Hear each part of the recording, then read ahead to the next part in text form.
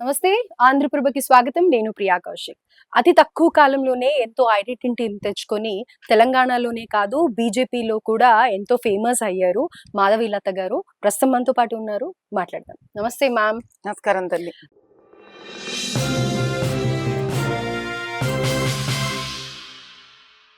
Ma'am, so మీరు రీసెంట్‌గా start చేసిన పంచలింగాల ఆలయం గురించి మీ పోరాటం ఎంతవరకు వచ్చింది? 3 వారాలు అడిగారు వాళ్ళు టైమ్. సో ఏంటి దాని పరిస్థితి? అంటే ఒక్క ముక్కలో చెప్పాలంటే నాకు అర్థమైంది ఏంటి అని అంటే, మరి పంచలింగాల విషయం మీకు ఎంత తెలుసో నాకు తెలియదు. 3 ఎకరాల 14 గుంటలు దేవల్ అని నిజాం ప్రభుత్వం నుంచి వస్తున్న ఒక వాళ్ళ ఆస్తిని, అంటే పంచలింగాల శివుడి ఆస్తిని తర్వాత ఎండోమెంట్స్ లోకి తీసుకోవడం జరిగింది అండర్ గెజెట్. తీసుకున్నప్పుడు కూడా ఎండోమెంట్స్ వాళ్ళు కానీ అండర్ దట్ గెజెట్ కానీ మీకు ఆర్డీఓ కానీ ఎంఆర్ఓ కానీ వీళ్ళందరి దగ్గర కూడా అది 3 ఎకరాల 14 గుంటలు అని నిర్ధారించడం జరిగింది. కానీ 1990 నుంచే అక్కడ ఎంతో మంది ఆక్రమకారులు, అంటే దాన్ని ఆ ఏరియాని కబ్జా చేసిన కబ్జాదారులు దాన్ని కబ్జా చేసుకోవడమే కాకుండా చాలా అన్యాయంగా అప్పుడు 1990లో ఉన్న తహసీల్దార్ ఎవరైతే మొహమ్మద్ ఆజాద్ అని ఉన్నాడో, అక్కడ ఉన్న ఒక గర్భదరిద్రంలో ఉండే ఎస్సీ ఎస్టీ ఒక 13 కుటుంబాలని మాత్రమే, అంటే ఈ 13 ఎకరాల 14 గుంటల లోపలే ఉన్నారు వాళ్ళు కూడా ఆ రోజు. కబ్జాదారుల కింద వాళ్ళని ప్రకటించడం జరిగింది. దాని కిందనే అప్పటికే సుమారు 25-30 ఇండ్లు వేసుకున్న ఎంఐఎం ద్వారా దుండగులు ఎవరైతే అక్కడ కబ్జా చేసుకొని ఉన్నారో ముస్లింస్, ఎంఐఎం ద్వారా. అందుకే నేను ముస్లింస్ అన్న ప్రతిసారి ఎవరి ద్వారా వచ్చారో చెప్తాను. ఎందుకు అంటే నేను ముస్లిం అన్నప్పుడు సామాన్య ముస్లింసో బడుగు వర్గ బీద వర్గ ముస్లింసో కాదు వీళ్ళు. వీళ్ళు ఎంఐఎం బలం చూసుకొని అక్కడ లోకల్ కార్పొరేటర్ వాళ్ళకి డబ్బులు గిబ్బులు ఇచ్చుకొని ఆ భూములని వాళ్ళ దగ్గర నుంచి కొనుక్కొని, బీదవాళ్ళు కాదు వీళ్ళు, కొనుక్కొని కబ్జా చేసుకున్న వాళ్ళ పేర్లు మాత్రం 1990 అఫిడవిట్ లో ఈ మొహమ్మద్ ఆజాద్ అనే ఒక, ఇప్పుడు చెప్తా, ముస్లిం తహసీల్దారు 13 బీద బడుగు వర్గ హిందూ ఎస్సీ ఎస్టీ కుటుంబాల పేర్లను ఇచ్చాడు తప్ప కబ్జాదారులను వీళ్ళ పేర్లు ఇవ్వలేదు. అంటే అసలు అన్యాయం మీకు అప్పటి నుంచే ఉంది. 1990 తర్వాత మనకు తెలుసు మతపరంగా ఎన్నో దౌర్జన్యాలు జరిగాయి. పేరు పెట్టుకొని, మతం పేరు పెట్టుకొని. నిజంగా మతం సమస్య ఉందా లేదా అని అంటే అక్కడ అడక్క తినే ఒక పస్మందా ముస్లిం గాని, అడక్క తినే ఒక SC ST Hindu BC OBC general వాడు ఎవడైనా కూడా వీళ్ళల్లో వీళ్ళు గొడవ పడరు. ఎందుకంటే గొడవ పడితే ఆ ఇంట్లో తలని ఎగురుతుంది, ఇంట్లో తలని ఎగురుతుంది. ఎవరికి ఇష్టం ఉంటుంది తల్లి? స్వప్రయోజనాలు ఏమి ఉండవు అక్కడ వీళ్ళకు మధ్యలో. స్వప్రయోజనాలు ఉండేది ఎవడికి? రాజకీయ నాయకుడికే. సింపుల్ గా మతపరమైన విద్వేషాలను సృష్టించిన తర్వాత మీకు తెలిసి ఉంటుందో లేదో 1992 ప్రాంతంలో జరిగాయి. ఆ 13 కుటుంబాలు గాయబ్బైపోయాయి. ఇప్పుడు లేవు. బెదిరించే పంపించారా, చంపేసే అంతం చేశారా, మనకు ఏ రకమైన ఇన్ఫర్మేషన్ లేదు దాని గురించి. 13 ఫ్యామిలీస్ గురించి మొత్తం కానీ లేరు వాళ్ళు మాత్రం. మరి వాళ్ళ మార్గాలలో పాప మన వాళ్ళని, మన దేవస్థానం భూమి మీద ఉన్న మన వాళ్ళని వాళ్ళు సక్సెస్ఫుల్ గా తరిమి కొట్టారు. ఎందుకంటే అప్పుడు ప్రభుత్వాలు గాని, అక్కడ కార్పొరేటర్ గాని, అక్కడ ఎమ్మెల్యే గాని, ఎంపీ గాని ఇలాంటి దౌర్జన్యాల ద్వారానే ఈ రోజు నుంచి ఆ రోజు వరకు, ఆ రోజు నుంచి ఈ రోజు వరకు బతుకుతున్నారు.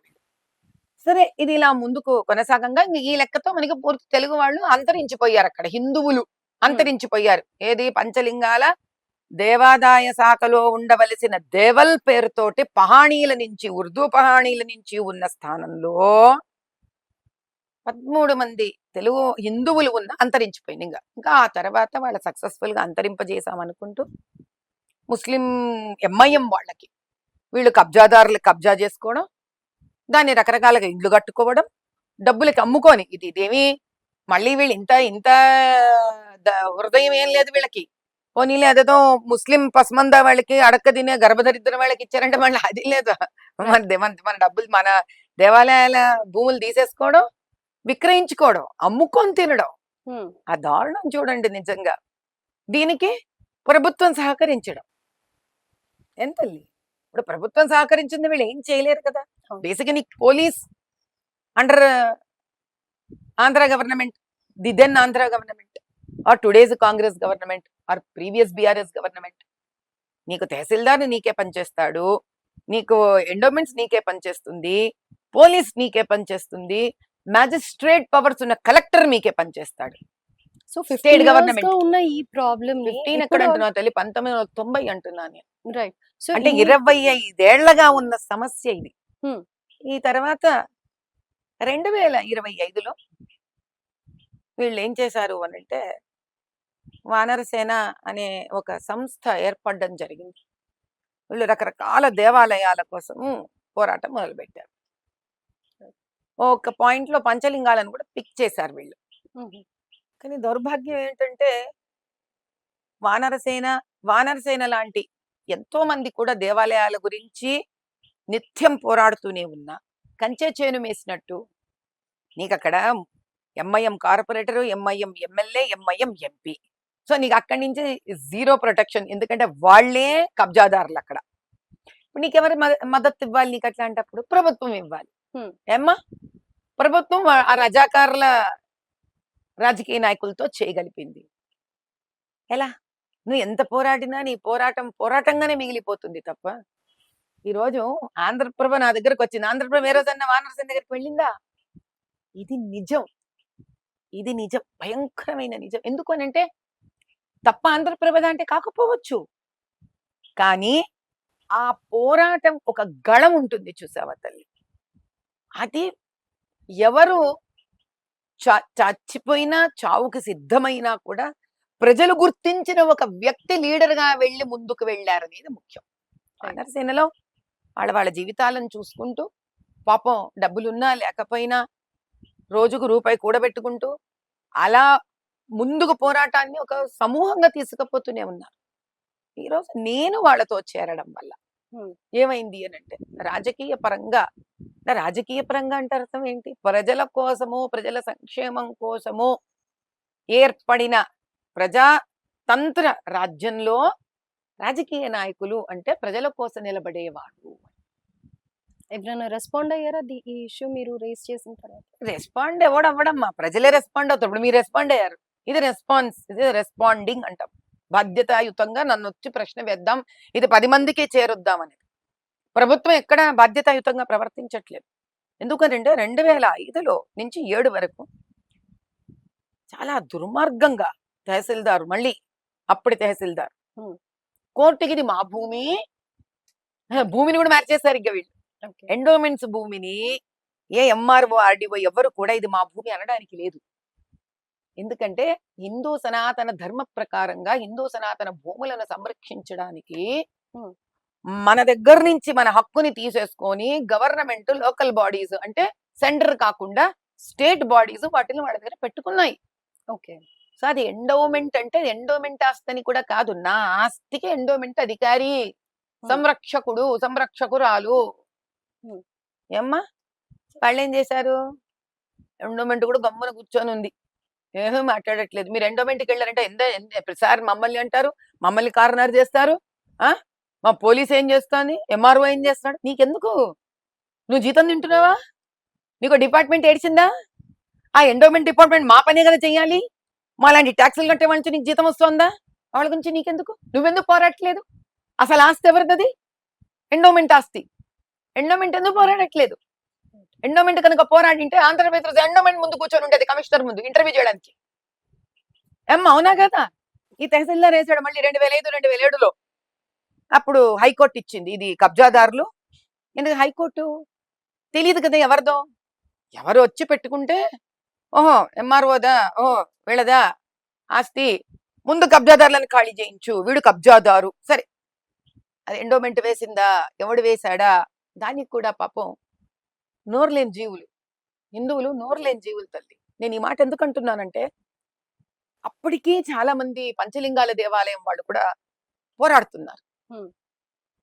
భయం ఏదా అమ్మా? నీ కార్పొరేటర్ నీ వాడు కాదు, నీ ఎమ్మెల్యే నీ వాడు కాదు, పైగా ఇన్ని ఇయర్స్ నుంచి కాంది ఇప్పుడు సడన్ గా కదమ్మా, నీ ఎంపీ నీ వాడు కాదు, ఎండోమెంట్స్ నీ వాళ్ళు కదా. ఎండోమెంట్స్ కి ఆ చెప్పులు అరిగిపెట్టాడు తిరిగారు, వాళ్ళు నీ వాళ్ళు కాకపోయారు. ఎంఆర్ఓ దగ్గర తిరిగారు, వాళ్ళు నీ వాళ్ళు కాకపోయారు. పోలీస్కి వెళ్ళారు, వాళ్ళు నీ వాళ్ళు కాకపోయారు. కలెక్టర్ దగ్గరికి వెళ్ళారు, వాళ్ళు నీ వాళ్ళు కాకపోయారు. ఏం చేయాలమ్మ ఒక హిందూ, ఏం చెయ్యాలి? అప్పుడు వాళ్ళు ఏమనుకున్నారంటే, పోతే పోని, ఇది ఎండోమెంట్స్ది కాదు, వాడు తహసీల్దారు మా ఆస్తి అన్నాడు, అది కాదు మనకి ముఖ్యం. కోర్టు దీన్ని కబ్జాదార్ అని చెప్పింది కదా, ఎవడో ఒకడు మేము చేయలేకపోతున్నాం ఎలాగో ఈ పని, కనీసం వాళ్ళన్నా కబ్జాదారులని బయటికి తరుముతారేమో అనుకుంటే వీళ్ళ అమాయకత్వం. కబ్జాదారులను తరమడానికి వేయలేదమ్మా ఎంఆర్ఓ వాళ్ళు మా ఆస్తి అని, వాళ్ళ చేతుల్లోకి భూమిని తెచ్చుకొని కబ్జాదారులని ఫ్రీ చేశారు వాళ్ళు. ఓకే, అర్థమైందా నీకు ఇప్పుడు? ఈ చక్రవ్యూహం అర్థమవుతోందా? Right. మాలాంటి వాళ్ళు ఎంటర్ అయితే మేము మళ్ళీ కోర్టుకు వెళ్తాం, ఏమని, ఎందుకు వీళ్ళు ఖాళీ చేయించట్లే అని. సో ఇప్పుడు కంచె ఏం చేసింది, చేను తాను దగ్గర పెట్టుకొని కంచె ఓపెన్ చేసి, కబ్జాదారు నీ ఇష్టం, ఎందుకని కోర్టు ఎవరికి ఇచ్చింది, అక్కడ ఖాళీ చేయించమని ఎంఆర్ఓ వాళ్ళకి ఇచ్చింది. ఎంఆర్ఓ ఎవరిని పిలవాలి, ఎవరితో కబ్జాదారులను తీయించేసేయాలి, వాళ్ళ అవసరమే కబ్జాదారులను రానివ్వడం, డబ్బులు తినడం. రైట్, నిమ్మకు నీరెత్తినట్టు కూర్చున్నారు. మా పిచ్చి హిందువులు ఏం చేశారు, అమాయకం, పోరాడుతూనే ఉన్నారు, పోరాడుతూనే ఉన్నారు, పోరాడుతూనే ఉన్నారు. కాలం కర్మం కలిసి రావాలి కదా తల్లి. ఇప్పుడు మన దేశ స్వాతంత్రం కూడా ఒక రోజు 2 రోజుల్లో పోరాడలే కదా, కదా. దాని తర్వాత మళ్ళీ మీరు ఏమన్నా క్వశ్చన్ చేయడం కానీ వెళ్ళటం కానీ? నేను ఎప్పుడైతే వానరసేన వాళ్ళు ఒక 3 నెలలు తిరిగారమ్మా నా చుట్టూరా, ఓపెన్ గా చెప్తున్నాను. నేను చాలా అమానుషంగానే ప్రవర్తించాను వాళ్ళ పట్ల. 3 నెలలు తిరిగారు నా చుట్టూరు. ఎందుకంటే నేను పోవడం, ఏదో దేవాలయం దగ్గర కూర్చోవడం, అమాయకంగానే పోరాడడం, ధర్నా చేయడం, నీళ్ళ చుక్క తాగకపోవడం, అయ్యో నా తల్లి దేవాలయంలో నల్లపోచమ్మ తల వీరగొట్టారు, అయ్యో ఇంకో చోట ముత్యాలమ్మ గుడి దగ్గర కాలేసి తొక్కేశారేనో పిచ్చిదానిలాగా ఏదో భక్తి పిచ్చి చచ్చింది నాకు, ఎవరు కూర్చుంటాను అమాయకంగా అక్కడ. నా వెనకనే డీల్స్ అయిపోతాయి. ఓకే, హాయిగా పోలీస్ స్టేషన్ లోనూ డీల్ అవుతాయి. యాకత్పూర్ అంతే, పోలీస్ స్టేషన్ లో డీల్ కొట్టుకున్నారు. నా మీద ఎవడన్నా కేసు వేసినా నాకేం అభ్యంతరం లేదు. పైగా నా మీద అనడం కూడా ఏదో పిచ్చిది, ఇక కూర్చొని ఉంటుంది, తిననివ్వదు, బతకనివ్వదు, పర్లేదు. ఎక్కడికి తేల్చకుండా నా అంతరాత్మకు మన అమ్మవారికి తెలుసు నేను న్యాయంగా ధర్మంగా కూర్చున్నానా లేదా. నిజంగా న్యాయంగా ధర్మంగా అమ్మవారి తల విరగొట్టిన వాడిని నా ముందు తీసుకురమ్మని కూర్చున్నానమ్మా. నేను చిట్లు కూడా రాసా, నీ తల ఎవడైతే అమ్మవారి తలని ఛేదించాడో వాడు నా ముందు ఉండాలి, అప్పుడు నేను లేవని కూర్చున్నా. ఏం ప్రయోజనం, ఎవరి కోసం కూర్చోమని. స్థానికులా భయపడిపోయారు, అమ్మో రేపొద్దున అంత అయిపోయినాక వాళ్ళు మమ్మల్ని ఏం చేస్తారో ఇక్కడ వాళ్ళు. నాకు ఆ భయం లేదు. ఎందుకు ఈ విషయం చెప్తున్నానంటే, అందుకు ఒక రకమైన విరక్తి వచ్చేసింది నాకు కూడా. నేను పోయి పోరాడతాను, వాళ్ళకు 1 అవర్ ధర్నా కావాలి అంతే వాళ్ళకి, ఆ తర్వాత వద్దు. కాబట్టి నేను రాలేను నాయన, దారుణంగా వాడుకోవడం జరుగుతోంది. ఇప్పటికి ఏం కదలిక లేదు అంతే, ఎలా అయితే మీరు వెళ్ళి వెళ్ళాను, అప్పుడు విషయం అంతా తెలుసుకున్నాను. నిజంగా పత్రాలు గిత్రాలు అంతా గట్టిగా ఉన్నాయి పంచలింగాలది. కలెక్టర్ దగ్గరికి వెళ్ళాం, పద నాయన, పాపం చాలా కష్టపడ్డారు మీరు, వాళ్ళ వీడియోలు అవన్నీ చాలా చూడడం జరిగింది, నా హోంవర్క్ నేను చేసుకున్నాను, వానరసేన వాళ్ళు చాలా పోరాడుతున్నారు. జాలేసింది నాకు నిజంగా. సరే, ప్రతిసారి మనం ఇలా అనుకోకూడదు, భగవంతుడు ఎప్పుడప్పుడు ఎవరో వాళ్ళు నిజమైన వాళ్ళని పంపిస్తాడని. కలెక్టర్ దగ్గరికి వెళితే ఆయన దూరిశెట్టి గారు ఉన్నారు. అప్పుడు అడిగాను, ఏనాయన, సరే ఆయన చెప్పుకొచ్చేదో చెప్పుకొచ్చాడు, పాపం నాకు టైం కావాలండి అన్నాడు. మరి కరెక్టే కదా, నేను మొదటిసారి కదా రంగప్రవేశం చేయదు, మీరు ఎంత టైం ఇస్తారో రాయండి అన్నాడు. 3 వారాలు కావాలి అంటే జూన్ 30తో 3 వారాలు అయిపోవాలి గడువు.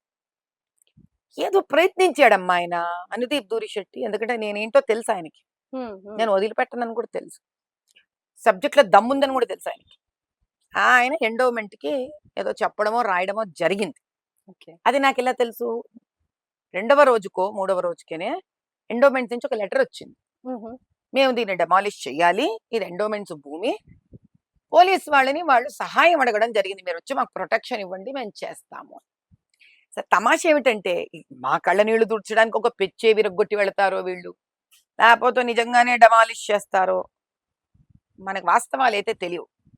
సరే ఎదురు చూసాం. పోలీస్ నుంచి వాళ్ళకి ఇన్ఫర్మేషన్ వచ్చింది. ఎందుకంటే దీన్ని పట్టుకొని మా వానర్స్ అని వాళ్ళు ఫోన్ చేసి అడిగారు రెండో మనిషి, ఎందుకు లెటర్ అయితే బయటకు వచ్చింది, ఎందుకు డెమాలిషన్ అవ్వట్లేదు. లేదు లేదు పోలీస్ అనేది మేము ఇప్పుడు మీకు ఏ ప్రొటెక్షన్ ఇవ్వలేము, అనవసరంగా గొడవలు అవుతాయి, కాబట్టి ఇప్పుడు దీన్ని విరమించుకోండి అని. తల్లి లాజికల్ గా లౌక్యంగా చిన్నపిల్లమైన నేను ఒక ప్రశ్న వేస్తాను, ఎవరిద్దరి మధ్యలో గొడవలు అవ్వాలమ్మా ఇప్పుడు? ఆబ్వియస్లీ. మీరు చెప్పండి, నేను మీకు ఆన్సర్ ఇస్తాను. మీరు మీరు ప్రజల మనిషి అనుకోండి, జర్నలిస్ట్ అనుకోకండి ఓ నిమిషానికి. ఇప్పుడు మతాల పరంగా గొడవలు అవుతాయి అక్కడ. మతపరంగా గొడవలు, మతపరంగా గొడవలు అంటే రెండు మతాల వాళ్ళు ఉండాలి కదా అమ్మా. అవును. చేతగాని వాళ్ళలాగా 25 ఏళ్లగా నోరు మూసుకొని కూర్చున్నాం కదమ్మా, అసలు మేము ఎక్కడున్నాం అక్కడ? అసలు మేము ఎవరమ్మా? ఏది ఒక మతం ఏది అక్కడ? ఇప్పుడు మేము బడుగు వర్గ మతం, మేము హిందూ బడుగు వర్గ బలహీన మతం. ఎందుకని? మరి మేము 25 ఏళ్లగా వాళ్ళు ఇండ్లు కట్టుకుంటున్నా మీ చుట్టూరే తిరిగామే, కానీ మేము మతపరంగా ఏం చేయలేదుగా. మరి నీకు మతపరంగా విద్వేషాలు చేసేది ఎవరు ఈ రోజు? ఇద్దరు మతాలు ఉంటే కదా నువ్వు కమ్యూనల్ రైట్స్ అంటావు, మతపరంగా నీకు గొడవలు అంటావు. ఏ రెండు మతాలు ఉన్నాయి అక్కడ? అక్కడ ఒకటే ఒక మతం ఉందమ్మా గొడవలు చేసేది. ఎంఐఎం వాళ్ళు దుండగులను పంపించి గొడవలు చేస్తారు, అది చెప్పి చావచ్చుగా ఓపెన్ గా. హిందువులు ఎందుకు లాగుతున్నావు నువ్వు? హిందువులు గొడవలు చేసే మాట అయితే హిందువులు గొడవ చేసే తెచ్చుకుందుగా మా భూమి మేము రిటర్ను. అసలు నీకు దమ్ముండేదా? మేము గొడవలు చేసే వాళ్ళం అయితే ఇళ్ళు కట్టించే దమ్ముండేదా నీకు? డబ్బులు తీసుకునే దమ్ముండేదా నీకు? కాబట్టి దీని బట్టి ఏమర్థమవుతుంది నీకు? హిందువులు ఎప్పుడు గొడవలు చేయలేదు తల్లి. మా పేరు కూడా వాళ్లే పెట్టేసుకొని మా వైపు దుండగ పని కూడా వాళ్లే చేసేసి అటువైపు ఎలాగో దుండగులు ఉన్నారు. అనవసరంగా ఈ భారము కొన్ని ఏండ్లగా ఈ భుజాల మీద హిందువులకు ఇచ్చారమ్మా. చంపేది నరికేది మనవాళ్ళని. రైట్. సో దీనికి అంటూ ఒక సొల్యూషన్ రాదు అనేది నిర్ణయించుకున్నారు, అంతేనా? వీళ్ళు సింపుల్ కూడా పని చేస్తారమ్మా. ఇక్కడి నుంచి ఎండోమెంట్ కి ఇచ్చారు లెటర్, ఎండోమెంట్ వాళ్ళు పోలీస్ అంటాడు, పోలీస్ కలెక్టర్ అంటాడు. నాకు అర్థమైంది మల్టిపుల్ హెడ్స్ వీళ్ళు ఇక్కడిక్కడే తిప్పుతారు దీన్ని. రైట్. అంత వెయిట్ చేశాను, ఎందుకంటే 25 ఏళ్లగా వెయిట్ చేశాము. ఓ నెలనో 2 నెలలో వెయిట్ చేయడం వల్ల నాకు విషయం అర్థమవుతుంది తప్ప ఇది నేను వెనక్కి వెళ్ళానని కానీ, దీని మీద నేను శాంతమైపోయానని కానీ, ఓటమిని ఒప్పుకున్నానని కానీ దీని అర్థం కాదు. రైట్. అయితే ఇప్పుడు 3 acres ఏం చెయ్యాలో చేస్తాను నేను. 3 acres ల్యాండ్ లో ఇన్ని ఇయర్స్ నుంచి ఆక్యుపై కాదు ఏదమ్మా నిన్నమ్మా, నిన్నటికి మొన్న తల్లి వాళ్ళు ఆల్ ఆఫ్ ది సడన్ అంత ల్యాండ్ ఇవ్వకపోయినా at least half of the land అన్న ఇస్తాము అని కానీ, లేకపోతే కొంత భాగం ఆలయానికి ఏదైతే అవసరం ఉంటుందో అంతవరకు కానీ ఆలయానికి అవసరం ఏంటమ్మా? ఆలయం అవసరం ఏంటమ్మా నాకు అర్థం కాక. ఎవడబ్బ సొమ్మమ్మా, 3 ఎకరాల 14 గుంటలు తిని అందులో సగం ఏం చేయాలి? ఎవడివ్వాలి? పోని ఎవడివ్వాలని ముందుకు రావాలి అంటే? ఇప్పుడు మీ మాటల ద్వారానే మీరు చెప్పారు, ఎలాగో ఇది ముందరికి వెళ్ళదు అన్న ఉద్దేశంలో చెప్పారు మీరు. ప్రభుత్వంగా ముందు డిమాండ్ చేశారా అని నేను అడుగుతాను. ఎందుకు రాజీ పడాలి నేను? వీళ్ళు తేల్చరు, మాది వెలత తేలుస్తుంది. ఓకే. సామరస్యంగా ప్రజలు ఎన్నుకున్న ప్రభుత్వము ఇది. ఆ ప్రభుత్వం కింద పనిచేస్తున్న అధికారులు వీళ్ళకు ప్రభుత్వంతో సంబంధం ఉండకూడదు.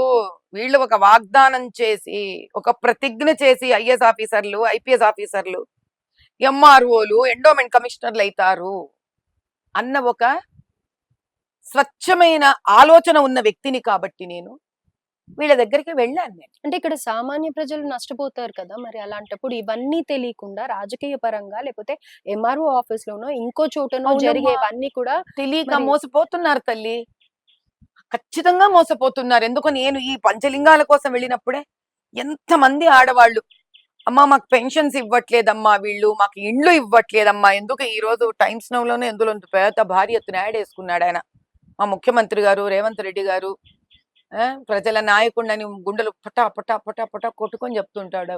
ఏ రేషన్ కార్డులు తల్లి, రబియానో సుల్తానా పేరు వేసుకొని ఫోటో వేసుకున్నాడు ఆయన, చాలా గర్వపడుతూ వేసుకున్నాడు. మత సామరస్వత్వాన్ని చూపించుకుంటూ వేసుకున్నాడు ఆయన. మరి మా పంచలింగాల గుడిని 3 ఎకరాల 14 గుంటలు తినేస్తుంటే గమ్మున కూర్చొని ఉన్నాడు ఆయన. ఎక్కడొచ్చాయమ్మా నీకు రేషన్ కార్డులు? ఈ రోజు నువ్వు 4 బస్తీలు మినిమం పేర్లు చెప్తా, అక్కడ పోయి అడుగు, ఒక్కడికి రేషన్ కార్డు వచ్చిందేమో, 10 ఏళ్ల నుంచి రేషన్ కార్డ్స్ రాలేదు.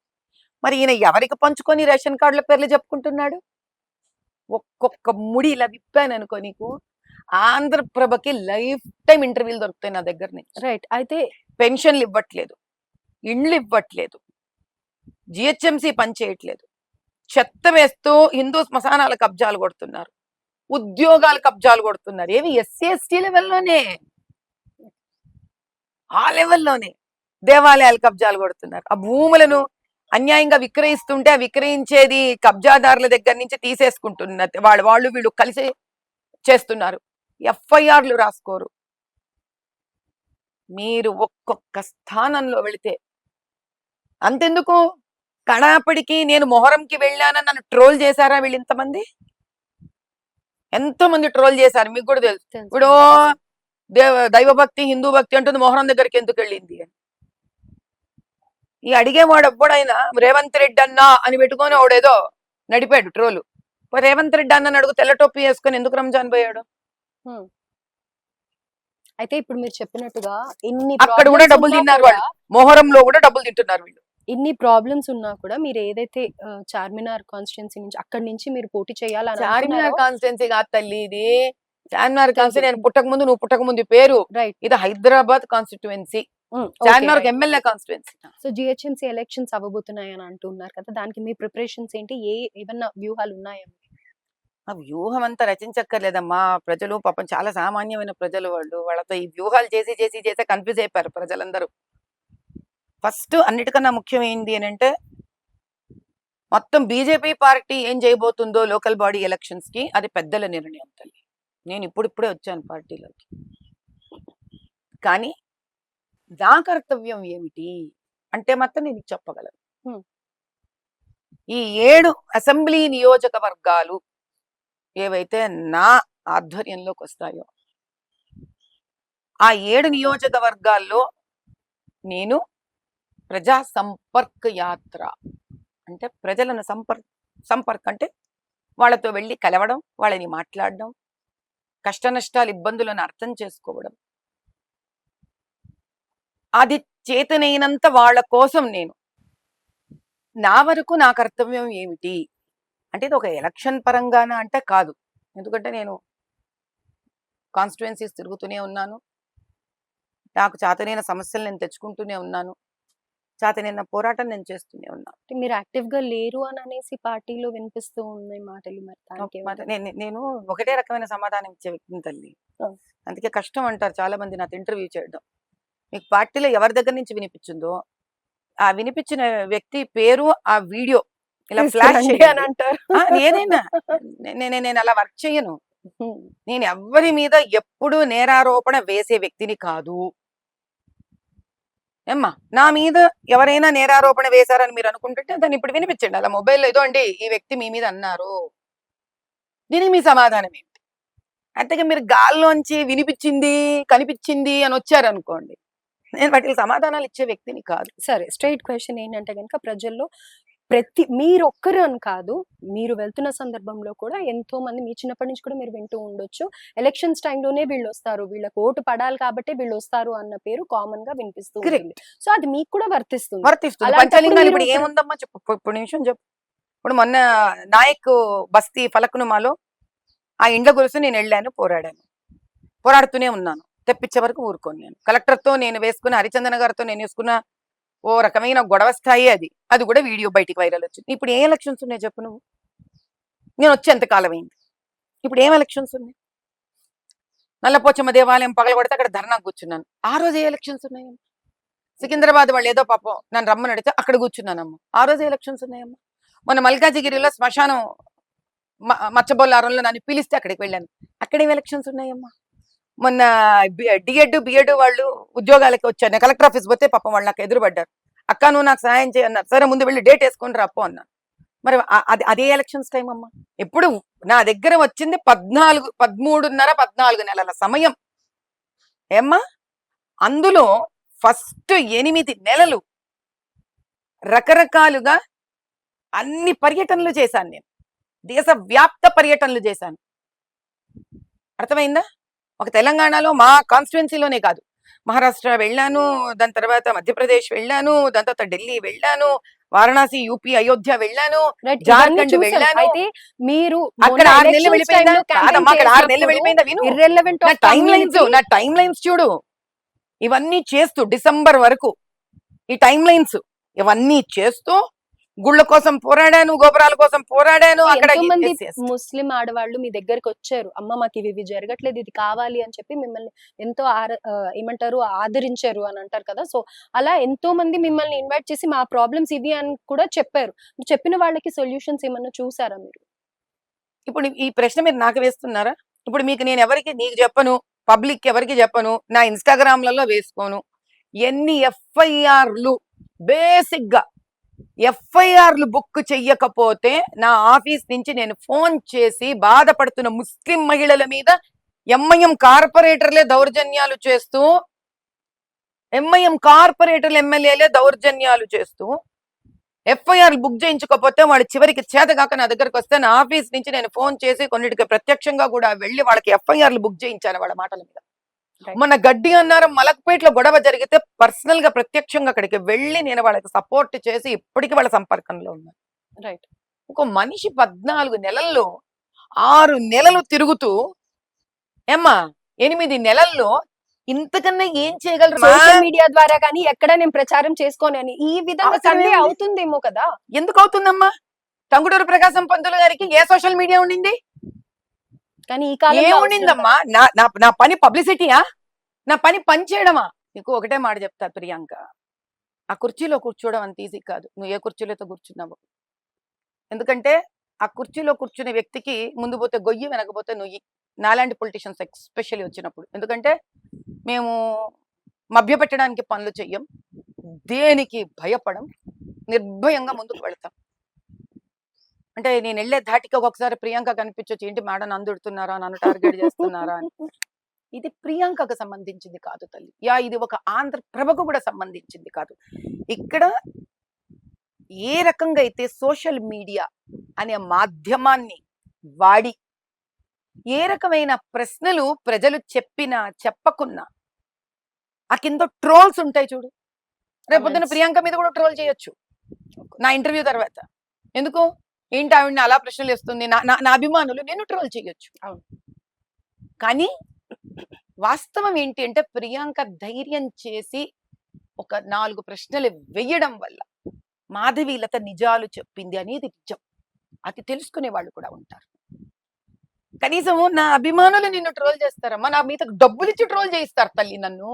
ఓకే. కాబట్టి ట్రోల్ అనేది నేను ఒక ఆశీర్వచనంగా తీసుకుంటాను. ఎందుకంటే అరే నువ్వు చేయరా నాన్న, ఎంత చేస్తావు అంత చేయరా నువ్వు ట్రోలు. అలా ఆడపిల్లవి కాబట్టి ఎక్కడో నీకు సున్నితమైన మనసు ఉండొచ్చు. Don't worry about that. Right, don't worry about that. ఎందుకంటే జర్నలిజం అనేది నిప్పులతో చెలగాటం. నువ్వు ప్రశ్న వెయ్యాలి ధైర్యం చేసి. అదే రకంగా మాధవీలత కూడా పాలిటిక్స్ లో ఎంటర్ అయిందంటే నా పరిస్థితి ఏం తెలుసా తల్లి? కళ్ళు చెట్టు కింద కూర్చొని పాలు తాగే పరిస్థితి తల్లి నాది. ఎవడైనా నేను పాలు తాగుతున్నాను అనుకుంటాడమ్మా? నేను కళ్ళు తాగుతున్నాను అనుకుంటాడు. ఎగ్జాక్ట్లీ. ఒక ప్రియాంక, ఒక మాధవీలత స్త్రీలయ్యి కూడా నిర్భయంగా బయటికి నిజాలను తీసుకురావాలి. స్త్రీ అయి కూడా ఎందుకంటున్నాను అంటే, కనుక ట్రోల్స్ చూసావంటే సగం అంత మగవాళ్ళ పేర్లు పెట్టుకుని ట్రోల్స్ చేస్తుంటారు.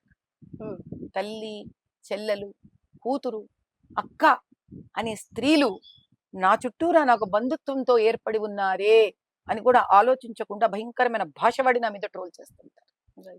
నేను భగవంతుడు వాళ్ళకి సద్బుద్ధి ఇవ్వాలని కోరుకుంటాను. కాబట్టి don't get disappointed. You ask, still you should ask. That should be your spirit. అడుగు అడుగు. సో నెక్స్ట్ బీజేపీ చెప్పు. బీజేపీ ఎలక్షన్స్ లో ఎవరన్నా రాబోతున్నారా అని అనేసి నా క్వశ్చన్. తెలియదు నాన్న. ఇప్పుడు బీజేపీ నుంచి ఎవరైనా మేయర్ పొజిషన్ లోకి వస్తారా? కొడుకు పేరు సోమలింగం ప్రశ్న వేసావు. ఫస్ట్ మనకి నీకు సరదా అయిన విషయం కొంచెం మారుద్దాం. మనం వాతావరణాన్ని మారుద్దాం. హీటెడ్ నుంచి will just bring to little niger mode. ఇప్పుడు నాకు తెలిసిన కబురు, మరి మీకు ఇష్టం కదా ఇలాంటి సరదా కబుర్లు అటు ఇటు వినడం ఇష్టం, తెలుసుకోవడం ఇష్టం. కాబట్టి నాకు తెలిసింది ఏమంటే రేవంత్ రెడ్డి గారికి ఏమిటో పైకం తక్కువైపోయిందంట ఇక్కడ. నువ్వు నాకు విన్నదే తల్లి. ఇప్పుడు నువ్వు అన్నావు కదా మేము వింటున్నామని, అలా విన్నా. మరి నేను కూడా విన్నది చెప్పాలి కదా నీకు. రైట్. నేను వినడానికి వచ్చింది నా చెవుల వరకు. మా రేవంత్ రెడ్డి గారికి, మా ముఖ్యమంత్రి గారికి బాగా నిధులు డబ్బులు తగ్గిపోయాయి. మరి హైడ్రా కావాల్సిన డబ్బులు సరఫరా చేయలేదేమో వారికి. కూడా మరి నానక్రామ్ కూడాను హెచ్సిఎల్ ఏవేవో చోట్ల కూడా పాపం భూములు కబ్జాలు ఇచ్చేసుకుని వీళ్ళేదో బీఆర్ఎస్ఏనా మేము చేయలేమా ఏంటి భూములు కబ్జాలు అని ఎంత చించుకున్నా కూడా బీఆర్ఎస్ వాళ్ళు చాలా తినేసి ఉండడం చేత, వీళ్ళకి సరిగ్గా తినడానికి దొరకకపోవడం చేత, ఏదో డబ్బులు కాస్త తగ్గిపోవడం చేత పాపం రేవంత్ రెడ్డి గారు అధిష్టానాన్ని ఢిల్లీని ఒక 1000 కోట్లు అంటే మన లోకల్ బాడీ ఎలక్షన్స్ కి కావాలి కదా, అంటే 950 చిల్లర ఏదో ఉంది, దానికి ఒక రౌండ్ ఫిగర్ చేశాను ఈజీగా మాట్లాడడం. 1000 కోట్లు అడగడం, దానికి అధిష్టానం బాబు అలా అంతా ఇవ్వలేం మేము, ముందు ఎలక్షన్స్ కండక్ట్ చేయి, నువ్వు ఫస్ట్ నోటిఫికేషన్స్ ఇవ్వు, స్టెప్ బై స్టెప్ చేయి నాయన, పంపిస్తాం నీకు డబ్బులు అన్నట్టుగాను. అందుకని అన్నట్టుగాను ఉట్టాలు వాడుతున్నాను తల్లి. రేపొద్దు మీరు మరి నేర్చుకోవాలి కదమ్మా. 6 నెలల వారు వీరు వాళ్ళు అవుతారంట. మరి సంవత్సరం నుంచి ఇంటర్వ్యూలు కదా తల్లి, మరి నేను నేర్చుకోవాలిగా భాష. ఈ ప్రక్రియలో ఇప్పుడు రేవంత్ రెడ్డి గారు అంటే మళ్ళీ రేవంత్ రెడ్డి గారికి పూర్తిగా 1000 కోట్లు వచ్చినా 1000 కోట్లు తీసేసుకోవడానికి ఉండదు, ఎందుకంటే ఎలక్షన్స్ కండక్ట్ చేస్తే డబ్బు ఖర్చు అవుతుంది. సో మరి ఆయన ఏదో తద్వారా ఆలోచిస్తున్నట్టు ఇదేదో కాస్త ఇన్ఫర్మేషన్, ఎందుకంటే ఇప్పటికల్లా మనకి నోటిఫికేషన్స్ వచ్చేయాల్సిన మాట ఇప్పటిదాకా రాలేదు. కానీ ఏదో ఒక రోజుకి ఎలక్షన్స్ కంపల్సరీ కండక్ట్ చేయవలసినదే. నా అంచనా ప్రకారం 8-9 నెలలు అవ్వచ్చేమో ఈ రోజు ఇక్కడి నుంచి తీసుకుంటే. రైట్. ఆ జరిగే నాటికి బీజేపీ ఎక్కడ ఉంటుంది అనే దానికి నా ఆన్సర్ ఇవ్వగలను. రోజు రోజుకి అంచెలంచెలుగా కాంగ్రెస్ చేస్తున్న అన్యాయాలు ఏవైతే ఉన్నాయో తట్టుకోలేని అన్యాయాలు ఏమ్మా. ఇప్పుడు పంచలింగాల దగ్గర ఎవరైతే కబ్జాదారులు బతుకుతున్నారో వాళ్ళని కబ్జాదారులు అంటాం కదా అమ్మా. వాడిని నువ్వు దయదలిచి జనజీవనం లాంటి పదాలు వాడకూడదు, హ్యాబిటాట్స్ అనకూడదు వాళ్ళని, ఎందుకంటే కబ్జా చేసుకొని ఉన్నారు కాబట్టి వాళ్ళు.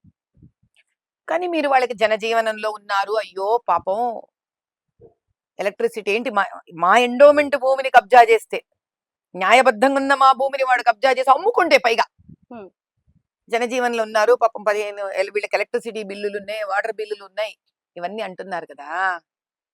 అలాంటప్పుడు మూసి పక్కన డబ్బులు ఇచ్చి హిందువులు ఎంతో మంది, ఎస్సీలు ఎస్టీలు పస్మందా ముస్లింలు కూడా పాపం ఈ విషయానికి వస్తే డబ్బులు ఇచ్చి భూములు రిజిస్ట్రేషన్ చేసుకొని అక్కడ వాళ్ళు ఇన్నేళ్లగా జనజీవనం చేస్తుంటే హైడ్రా పేరు మీద దౌర్జన్యంగా పెకిలించి అవతల బారేస్తారు కదా. మీరు సర్వే చేయాలి తల్లి దీన్ని. వాళ్ళు ఇళ్ళు ఇచ్చామంటున్నారు, నిజంగా ఎంతమందికి అక్కడ ఇళ్ళు ఇచ్చారు, ఎంతమందికి ఇంకా ఇళ్ళు ఇవ్వలేదు అనే నిజం ప్రజలకు తెలియాలి. అయితే ఇప్పుడు ఈ సెంట్రల్ యూనివర్సిటీ ఇష్యూ గురించి ఏమంటారు మరి రేవంత్ రెడ్డి గారు? ఇది అంతే, సెంట్రల్ యూనివర్సిటీలో ఏదైతే భూమి ఉందో అక్కడ దీన్ని మళ్ళీ ప్రియతమ రేవంత్ రెడ్డి గారు ఆయన పైగా మంచి మంచి భాష కూడా వాడతారు. ఆయన వాడొస్తాడా వీడొస్తాడా అని. చివరికి ఏబీవీపీ పిల్లలు అక్కడ స్టూడెంట్స్ ఆడపిల్లలు కూడా ఒంటి మీద లాఠీ చార్జీలు దెబ్బలు తీసుకొని ఆ భూమిని కాపాడుకున్నారు. మంచి సెంటర్, కోట్ల విలువ, ఆక్షన్లకు వేయడం, డబ్బులు తినేయడం. ఏం తల్లి చివరికి వీళ్ళనా ప్రజలు ఎంచుకుంటున్నది? ఇది ప్రజలు తెలుసుకోవాలి, ఇది నా బాధ్యత. రైట్.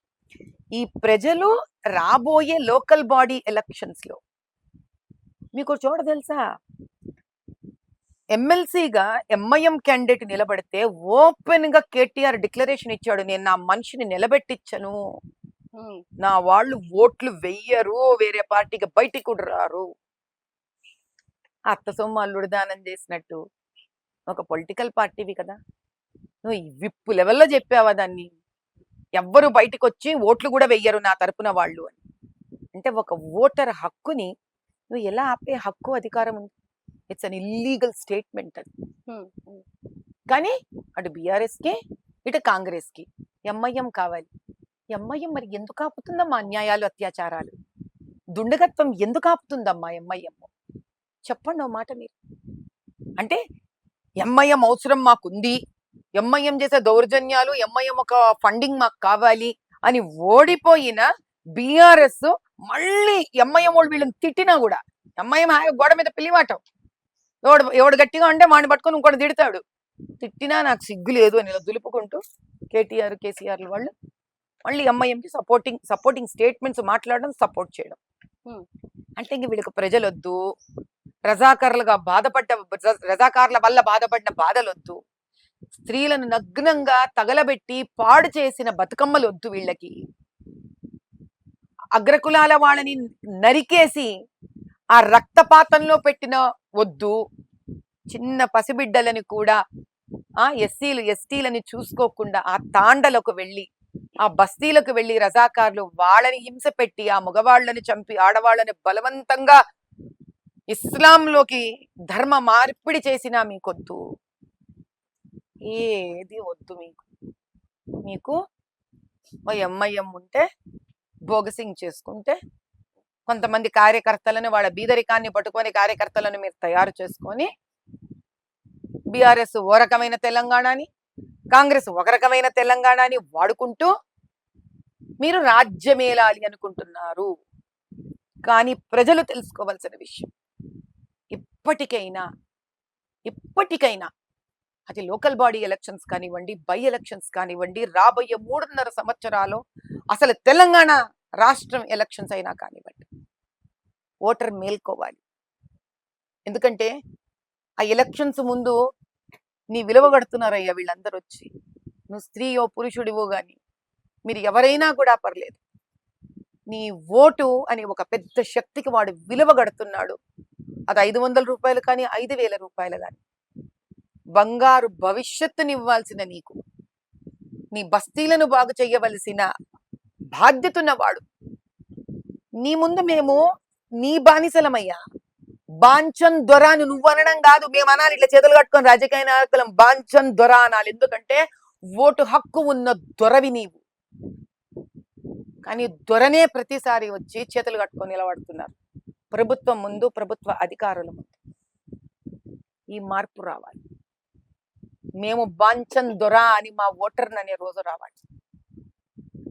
మా ఓటరు మాకు ఇచ్చే ఒక అద్భుతమైన బంగారు అవకాశం 5 ఏళ్లకు ఒకసారి ఇస్తాడు కదా, 3 ఏళ్లకు ఒకసారి కార్పొరేట్ ఎలక్షన్స్కి ఇస్తాడు కదా, వాళ్ళకు మేము సేవ చేస్తామయ్యా అని వాడింటి ముందు పొడగాపులు కాయాలి. కానీ వాడేమవుతున్నాడు, ఈ ఒక్కసారికైనా నీ ఓటును నోటుకు అమ్ముకోకు తండ్రి, నీ ఓటుని నోటుకు అమ్ముకోకు తల్లి, నీ బిడ్డలకు సేవ చేసే వాళ్ళకు ఒక్క అవకాశం ఇయ్యి.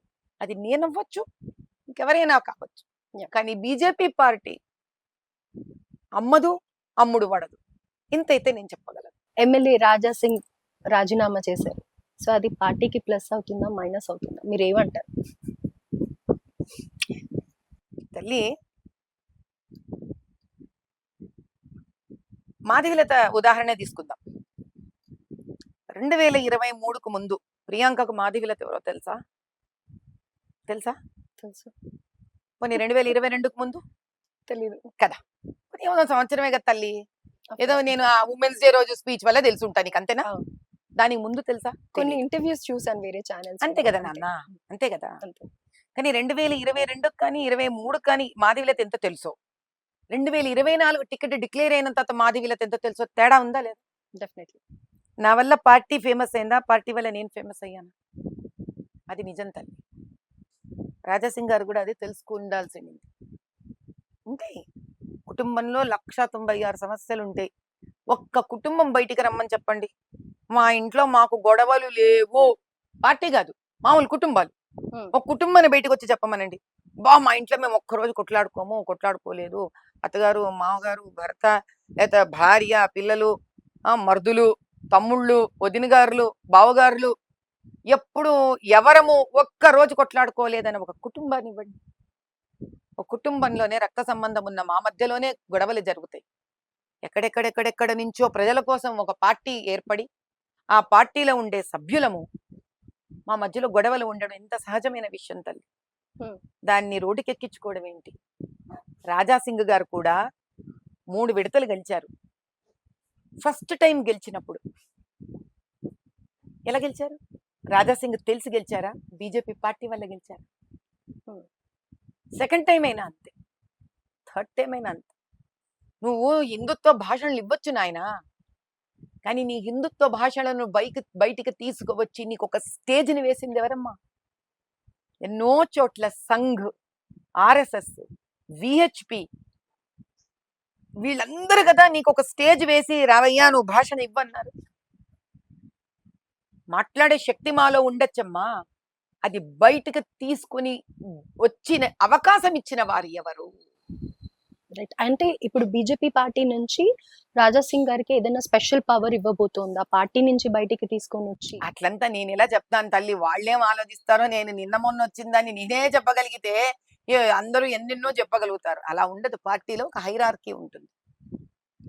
కానీ రాజాసింగ్ గారు కానీ మాధవీలత కానీ ఎవరైనా ఒకటే గుర్తుపెట్టుకోవాలి, మేము పార్టీని తయారు చెయ్యమమ్మా, పార్టీ మమ్మల్ని తయారు చేస్తుంది. ఎందుకంటే వేసే ఓటరు ఫస్ట్ ప్రప్రథమంగా మేము ఏ పార్టీ నుంచి నిలబడ్డాము, ఆ పార్టీ ఉద్దేశాలు ఆశయాలు ఏంటి అని దానికి ప్రభావితమైన ఓటర్ ముందు బయటకు వస్తాడు. ఆ తర్వాత ఒక రాజాసింగ్ గారు కానివ్వండి, ఒక మాధవీలత కానివ్వండి, ఎవరైనా కూడా వీళ్ళు ఎవరు, వ్యక్తిగతంగా వీళ్ళు ఎవరు, వీళ్ళు ఎంత బాగా మాట్లాడగలుగుతున్నారు, ఎంత బాగా నిజాలను బయటకు తీసుకొస్తే ఎంత నిర్భయంగా పోరాడుతున్నారని ఆ తర్వాత మా వ్యక్తిత్వం యాడ్ అవుతుంది దానికి. తప్ప మేము ముందు అయ్యే పార్టీ మాకు యాడ్ అవ్వదు. పార్టీ ఉంటే దానికి కాస్త మేము యాడ్ అవుతాం. ఈ మాట ఎందుకంత ఈ రోజు ముక్కుసూటిగా నేను చెప్తున్నానంటే, ఈ రోజు ఆయన పార్టీ సభ్యత్వాన్ని ఆయన వద్దనుకున్నాడు, పార్టీ ఆయనకు తీసేసింది. కాబట్టి ఇంక ఈ రోజు ఆయన నా కుటుంబం వ్యక్తి కాదు, నా కుటుంబం వ్యక్తి కాదు ఆయన. నా కుటుంబం అంటే బీజేపీ కుటుంబం వ్యక్తి కాదు. అలాంటి ఇంపార్టెంట్ ప్లేస్ లో కూడా ఆయన గళం వినిపించి అంత ఇంపార్టెన్స్ ఉన్న వ్యక్తి ఆల్ ఆఫ్ ది సడన్ పార్టీలో నుంచి వచ్చేస్తే మరి అధిష్టానంలో కూడా ఎలాంటి స్పందన లేకపోవడానికి గల కారణం లేదమ్మా. ఎన్నిసార్లు నేను మొదటిసారి ఆయన రాజీనామా చేయడం చెప్పును ఒక మాట, ఇదివరకు రాజీనామా చేస్తా చేస్తా అంటే బుజ్జగించుకున్నారు ఆయన. అమిత్ షా లాంటి ఒక పెద్ద సీనియర్ మోస్ట్ అంత పెద్ద పదవిలో ఉన్న ఒక వ్యక్తి, సునీల్ బన్సల్ గారు, సంఘము, అందరూ ఒక్కసారి కాదు, 2 సార్లు కాదు, 3 సార్లు కాదు, ఎంతో బుజ్జగించారు ఆయన. అమ్మ నేను ఒక్కటే మాట చెప్తాను, ఇప్పుడు మీ అందరికీ తెలిసిన విషయం చెప్తాను. 2024లో నా టికెట్ డిక్లేర్ చేసినప్పుడు మగవాళ్ళు తక్కువయ్యారా అని ఆయన స్టేట్మెంట్ ఇచ్చాడే లేదా? ఇదే అబద్ధం కాదు కానీ నేను చెప్పేది. ఆయనని హైదరాబాద్ సిటీ ఎలక్షన్స్కి ఇన్ఛార్జ్గా డిక్లేర్ చేశారు, కానీ ఆయన ఎక్కడానూ రాలేదు, నాకు ఎక్కడా సహాయ సహకారాలను అందించలేదు. నాకు ఇబ్బంది లేదు, ఎందుకంటే మాధవీలత ప్రయాణం ఒకరి వల్ల మొదలవుతుంది, ఒకరి వల్ల అంతం అవుతుంది. అది ప్రజల కోసం మొదలైంది, ప్రజల కోసమే అంతమవుతుంది. 2, కనీసం గోషామాల్లో ఎక్కడైనా ఆయన మాధవీలత కోసం తిరగడం చూసావా? మాధవీలత రాజాసింగ్ గారి ఇంటికి ఒకసారి కాదు 2 సార్లు 3 సార్లు తిరిగింది.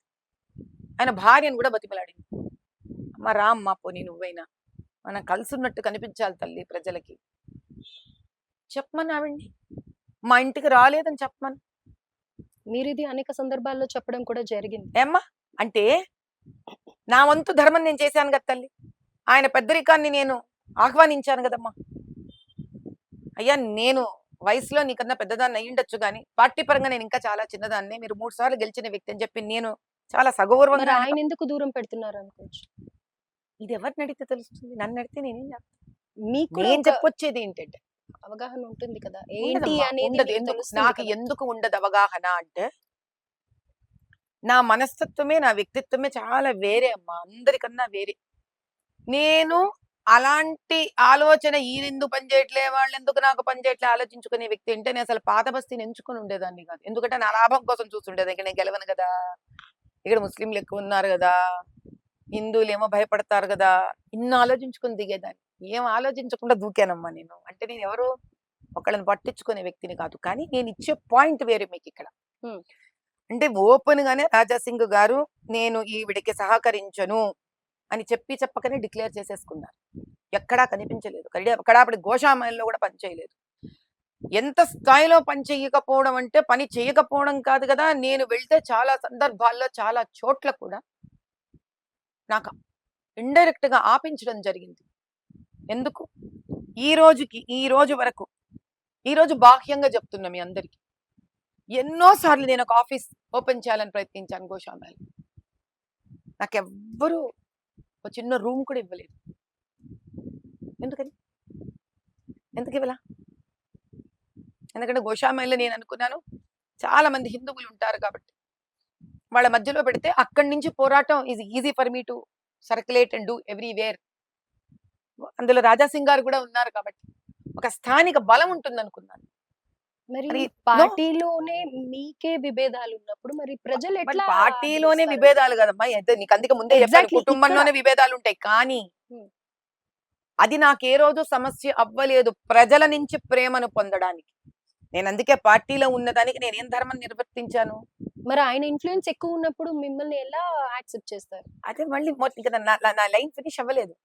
ఆయన ఇన్ఫ్లుయెన్స్ కనుక ఎక్కువ ఉంటే అంత నన్ను విరోధం చేసినప్పుడు ఆయనకి ఎందుకు 2023 గోషామెల్ ఎమ్మెల్యేగా నిలబడ్డప్పుడు నాకు ఎంపీగా నిలబడిన దానికే ఆయన సపోర్ట్ చెయ్యకపోయినా ఆయన విరోధం చేసిన 1,06,000 ఓట్లు నాకు వేసినప్పుడు గోషామహల్ స్థానికులు ఆయనకి ఎందుకు ఎమ్మెల్యేగా అన్ని ఓట్లు వెయ్యలేదు? ఎందుకు వెయ్యలేదు Got it. అంటే ఇది మాధవీలతనో రాజాసింగో కాదు, ఇది బీజేపీ పార్టీ. ఆ బీజేపీ పార్టీకి కనుక రాజాసింగ్ ధర్మబద్ధంగా పనిచేస్తే 15 ఏళ్ల అవకాశంలో ప్రజలకు కనుక సరిగ్గా పనిచేసి ఉండింటే మాధవీలత కన్నా తలదన్నే ఓట్లు వచ్చిండేవి. కానీ బీజేపీ పార్టీ మీద ఉన్న ప్రేమ, మాధవీలత వాళ్ళ కోసము ఇంత సంఘసేవ చేసే మాధవీలత, సనాతన హిందూ ధర్మాన్ని పాటించే మాధవీలత, ఏ మతాన్ని తిట్టని మాధవీలత. నేనేమని తిట్టలేదే, ఆయన అందరం తిడతాడు పట్టుకుని. ఆయన మస్జిద్దులను తిడతాడు. బీజేపీ ఒకసారి ఆయన టర్మినేట్ చేసిందా లేదా ఆ విషయానికి? మొహమ్మద్ ప్రాఫెట్ ని తిట్టినందుకు. మనకి ఎందుకమ్మా ఒకళ్ళని తిట్టడం? నువ్వు అధర్మాన్ని తిట్టాలి, ధర్మాన్ని తిట్టకూడదు.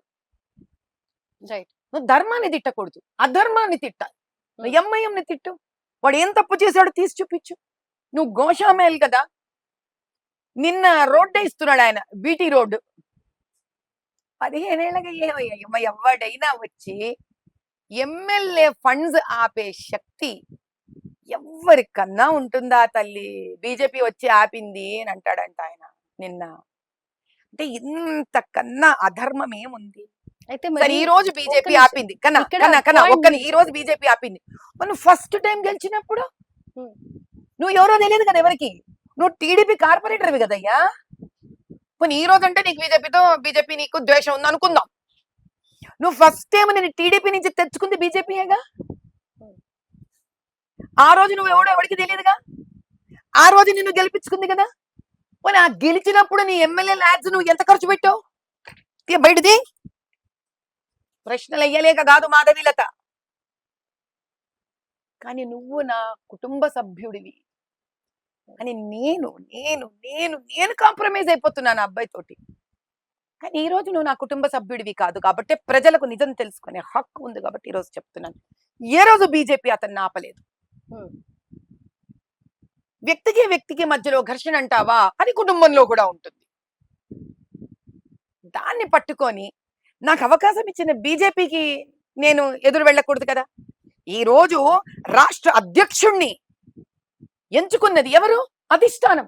అంటే నీకు అధిష్టానం అంటే మర్యాద లేదా? ఓ పక్కన అమిత్ షా గారంటే నాకు రెస్పెక్ట్, మోదీ గారంటే రెస్పెక్ట్ అంటే వాళ్ళ దగ్గర నుంచే వచ్చింది కదా నిర్ణయం. రైట్. అంటే ఇప్పుడు కూడా పార్టీ తరఫు నుంచి వాళ్ళు సంజాయిస్తున్నారు కానీ ఆయన ఓన్ డెసిషన్ మీదనే ఆయన ఇంకా రాజీనామా చేసేసారు అని అంటారు. అవును, ఎంత ఇప్పుడు విసుకురాదా తల్లి? ఎన్నిసార్లు పార్టీ ఇంకా వేరే పనులు లేవా? అయితే ఇప్పుడు రేపొద్దున నేను వేసినా కూడా అలాంటి వేషాలు పార్టీ నన్ను కూడా గెట్ అవుట్ అనాలి. ఎందుకంటే పార్టీకి ప్రజల కోసమే ఆలోచిస్తుంది ఆ పార్టీ. అలా అది ఆ పవర్ లో ఉన్న వాళ్ళు చేసే విధవ పనులకే ఆన్సర్లు ఇచ్చుకుంటూ వాళ్ళు అయ్యా ఈ తప్పు చేస్తున్నావు ఆ తప్పు చేస్తున్నావని దాన్ని కౌంటర్లు ఇచ్చుకుంటూ ఉంటుందా? పార్టీలో వ్యక్తి కూడా 3 సార్లు గెలిపించుకున్న తర్వాత పార్టీ నిలబడి ఏంటమ్మా అక్కడ రాజ్ పురోహిత్స్ ఉన్నారు గోషామహల్లో, మీకు దంగల్ బ్యాక్గ్రౌండ్ వాళ్ళు ఉన్నారు, మీకు అక్కడ రాజస్థాన్ వాళ్ళు ఉన్నారు, ఉత్తరప్రదేశ్ వాళ్ళు ఉన్నారు, లోధ్ కమ్యూనిటీ కానీ ఏం చేశాడు చెప్పమ్మా ఒక్క మాట.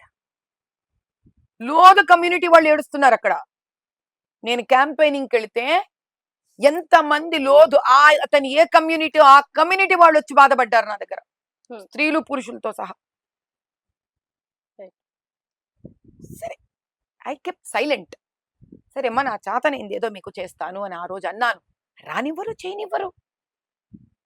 ఈ రోజు నేను ఆంధ్రప్రభకు ఓపెన్ గా డిక్లేర్ చేస్తున్నాను, నేను గోషామేల్ నుంచి నా పాదయాత్ర మొదలు పెడుతున్నాను. రైట్. చూసుకుందాం, బస్తీ మే సవాల్. అయితే నేను ఎప్పుడు ఎవరిని అనవసరంగా అనను అని అంటున్నారు కదా ఇందాక మీరు మాటల మధ్యలో. మరి ఓవైసీ బ్రదర్స్ ఇద్దరు కూడా ముస్లిం పేద విద్యార్థులకి చదువు అందిస్తున్నారు. దాన్ని ఎందుకని మీరు విమర్శిస్తూ ఉన్నారు? తల్లి, దీనికి నేను ఆన్సర్ ఒక్క ముక్కలో చెప్తాను. 5 స్టార్ హోటల్ ఫెసిలిటీ చట్ట విరుద్ధంగా, రాజ్యాంగ విరుద్ధంగా ఒక న్యాచురల్ బాడీని, వాటర్ బాడీని కబ్జా కొట్టి 5 స్టార్ ఫెసిలిటీలు కోట్లు పెట్టి ఫాతిమా కాలేజ్ కట్టి పేద విద్యార్థులకు చదువు చెప్తున్నాను అంటున్నావు కదా, ఇది ఎంత న్యాయం? నీ కాన్స్టిట్యుయెన్సీలోనే భయంకరమైన పరిస్థితిలో మదార్సాలు ఉన్నాయి. మరి నీవు ముస్లిం పార్టీ పెట్టుకున్నావు కదా, ఏఐఎంఐఎం, ఆల్ ఇండియా ముస్లిం ఇత్తిహాదుల్, అది ముస్లిం అదేదో ఉంటుంది పేరు. మనం ముస్లింల మీద పార్టీ పెట్టుకున్నావు, నువ్వు ఒక పెద్ద ముస్లిం ఇస్లామిక్ మతవాదాన్ని చాటి చెప్తున్నానంటావు. అన్ని కోట్ల డబ్బులు ఫస్ట్ నీ దగ్గరికి ఎక్కడి నుంచి వచ్చాయి? నువ్వు వ్యాపారం చెయ్యవు, నువ్వు న్యాయవాదివి కావు, చదువుకున్నావు కానీ ఈరోజు చేయలే. మీ నాయనకి ఏమన్నా ఆస్తులు ఉన్నాయా అంటే లేదు. నువ్వు ఒక అద్దె ఇంటి నుంచి వచ్చావు. ఫస్ట్ నీ కోట్లు ఎక్కడి నుంచి వచ్చాయి? నువ్వు ఆ కొలను నువ్వు కబ్జా చేస్తూ దాని మీద కడుతూ ఉన్నావు అంటే, కొలంలో ఒక బిల్డింగ్ కట్టడం ఎంత కష్టం తల్లి. మామూలు భూమి మీద అంటే కట్టగలవు, అక్కడ ఎంత ఎంత డబుల్ ఇన్వెస్ట్మెంట్. నువ్వు అక్కడ మట్టి పోసి కూరక చేసి లోపల నుంచి నువ్వు రాడ్స్ వేసుకుంటూ కన్స్ట్రక్షన్ చెయ్యాలి. రూపాయిగా 10 రూపాయల ఖర్చు అవుతుంది. అక్కడ ఎక్కడి నుంచి వచ్చింది? నువ్వు అది చేస్తుంటే స్థానిక గవర్నమెంట్ ఏం చేస్తోంది నిన్ను ఆపకుండా? అంటే నువ్వు వాడికి ఎంతో కొంత తినిపించాలి. ఆ డబ్బులు ఎక్కడి నుంచి వచ్చాయి? ఇన్ని డబ్బులు తింటున్నావు కదా నీవు, ఎక్కడి నుంచో నువ్వు తినకపోతే ఇంత కట్టలేవే. ఇది పేద ముస్లింలకు ఇచ్చానంటున్నావు కదా, నువ్వు యూట్యూబ్లోకి వెళ్ళమ్మా. బహదూర్పురాలో ఎమ్మెల్యేని కొట్టారు. దేనికి? ఆ డ్రైనేజ్ నీళ్లు వాళ్ళ ఇండ్లలోకి వచ్చేస్తున్నాయి అని పస్మందా ముస్లిమ్స్. వాళ్ళని కాపాడిండొచ్చుగా. First point. మదార్సాల నిండా బీద పిల్లలే ఉన్నారు, ముస్లిం బీద పిల్లలు. నువ్వు ఈ స్కూళ్ళ మీద ఖర్చు పెట్టే డబ్బు నీకు రాజ్యాంగ పరంగా ఆర్టికల్ 32A నీకు మైనారిటీ ఇన్స్టిట్యూషన్ పెట్టుకొని కూడా నువ్వు మోడర్న్ ఎడ్యుకేషన్ ఇవ్వచ్చు వాళ్ళకి. అంటే నువ్వు స్టేట్ పర్మిషన్ తీసుకోవచ్చు, నువ్వు సెంట్రల్ పర్మిషన్ తీసుకోవచ్చు, నువ్వు CBSE and Telangana state education start చేయొచ్చు. నువ్వు అక్కడ ఖర్చు పెట్టిన డబ్బులతోటి పాత బస్తీలో ఉన్న మదర్సాలు అన్ని ఇంప్రూవ్ అయ్యి ఉండొచ్చమ్మా. వాళ్ళు బీద వాళ్ళు కదా, వాళ్ళు బీద పిల్లలు కదా. నీ మదర్సాలు నీకే వద్దా? నీకే వద్దని మదర్సాల గురించి నువ్వు నినాదాలు ఎందుకు తీస్తున్నావు? ఎక్కడ ఉంది తల్లి ధర్మము? ఎక్కడుందమ్మా న్యాయము? సో అక్కడ ఎడ్యుకేషన్ సరిగ్గా లేదు, రోడ్ సిస్టమ్, వాటర్ సిస్టమ్ ఇలాంటివి కూడా ఏవి సరిగ్గా లేవు.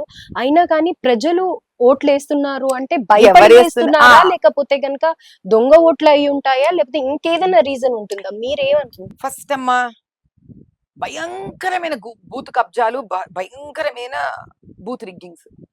అసలు వాంతు విరక్తొచ్చేంత స్థాయిలో ఉన్నాయి బూత్ కబ్జాలు, బూత్ రిగ్గింగ్లు.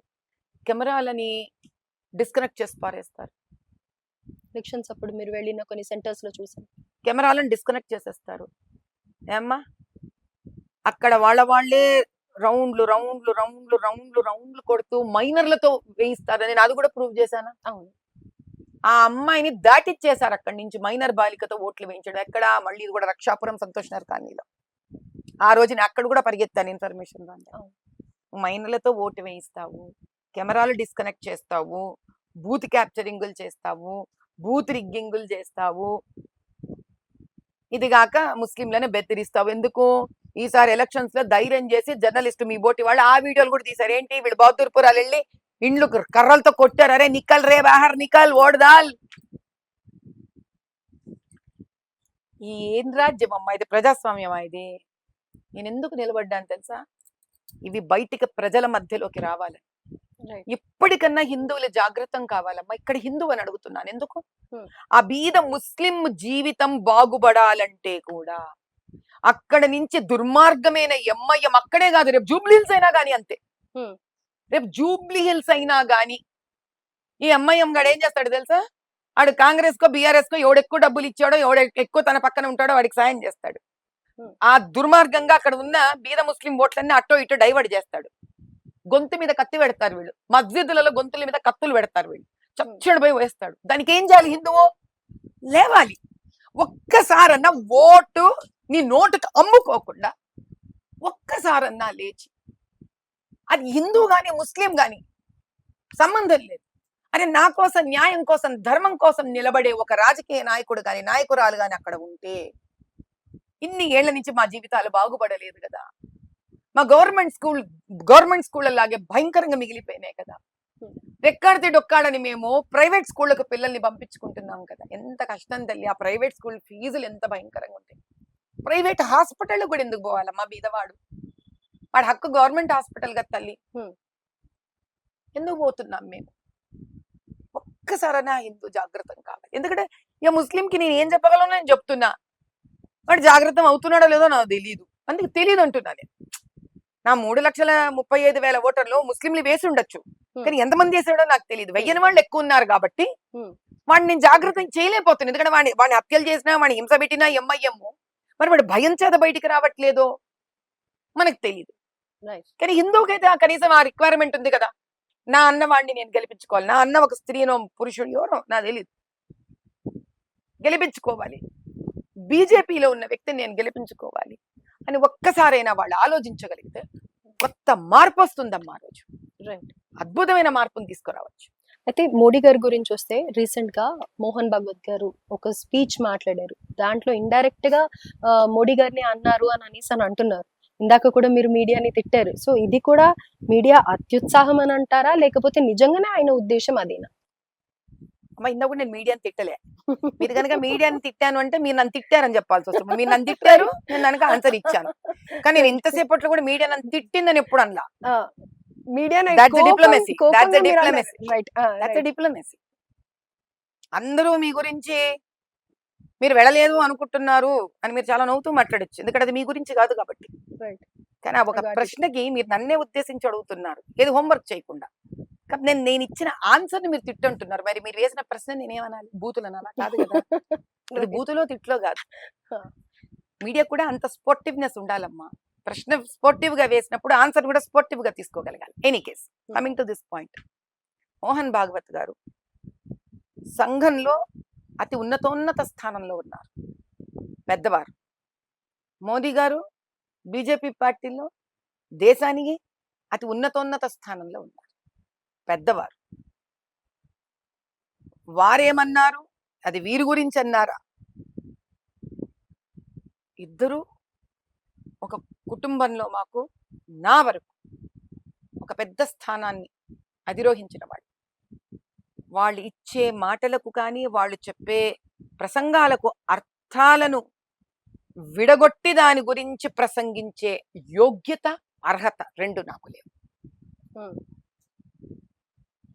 మీరు విన్నది తప్పు కాదు, మీరు వేసే ప్రశ్న తప్పు కాదు. దానికి నేను ఇచ్చే సవినయమైన సమాధానం ఏంటంటే, వాటి గురించి ప్రసంగించి గాని ఆయన ఇచ్చిన వయసు ఈయన వైపు చూపిస్తుందా అని ఏ రకమైన నేను ప్రసంగం ఇవ్వడానికి కానీ దాని గురించి మాట్లాడా అర్హత, అధికారం రెండు నాకు.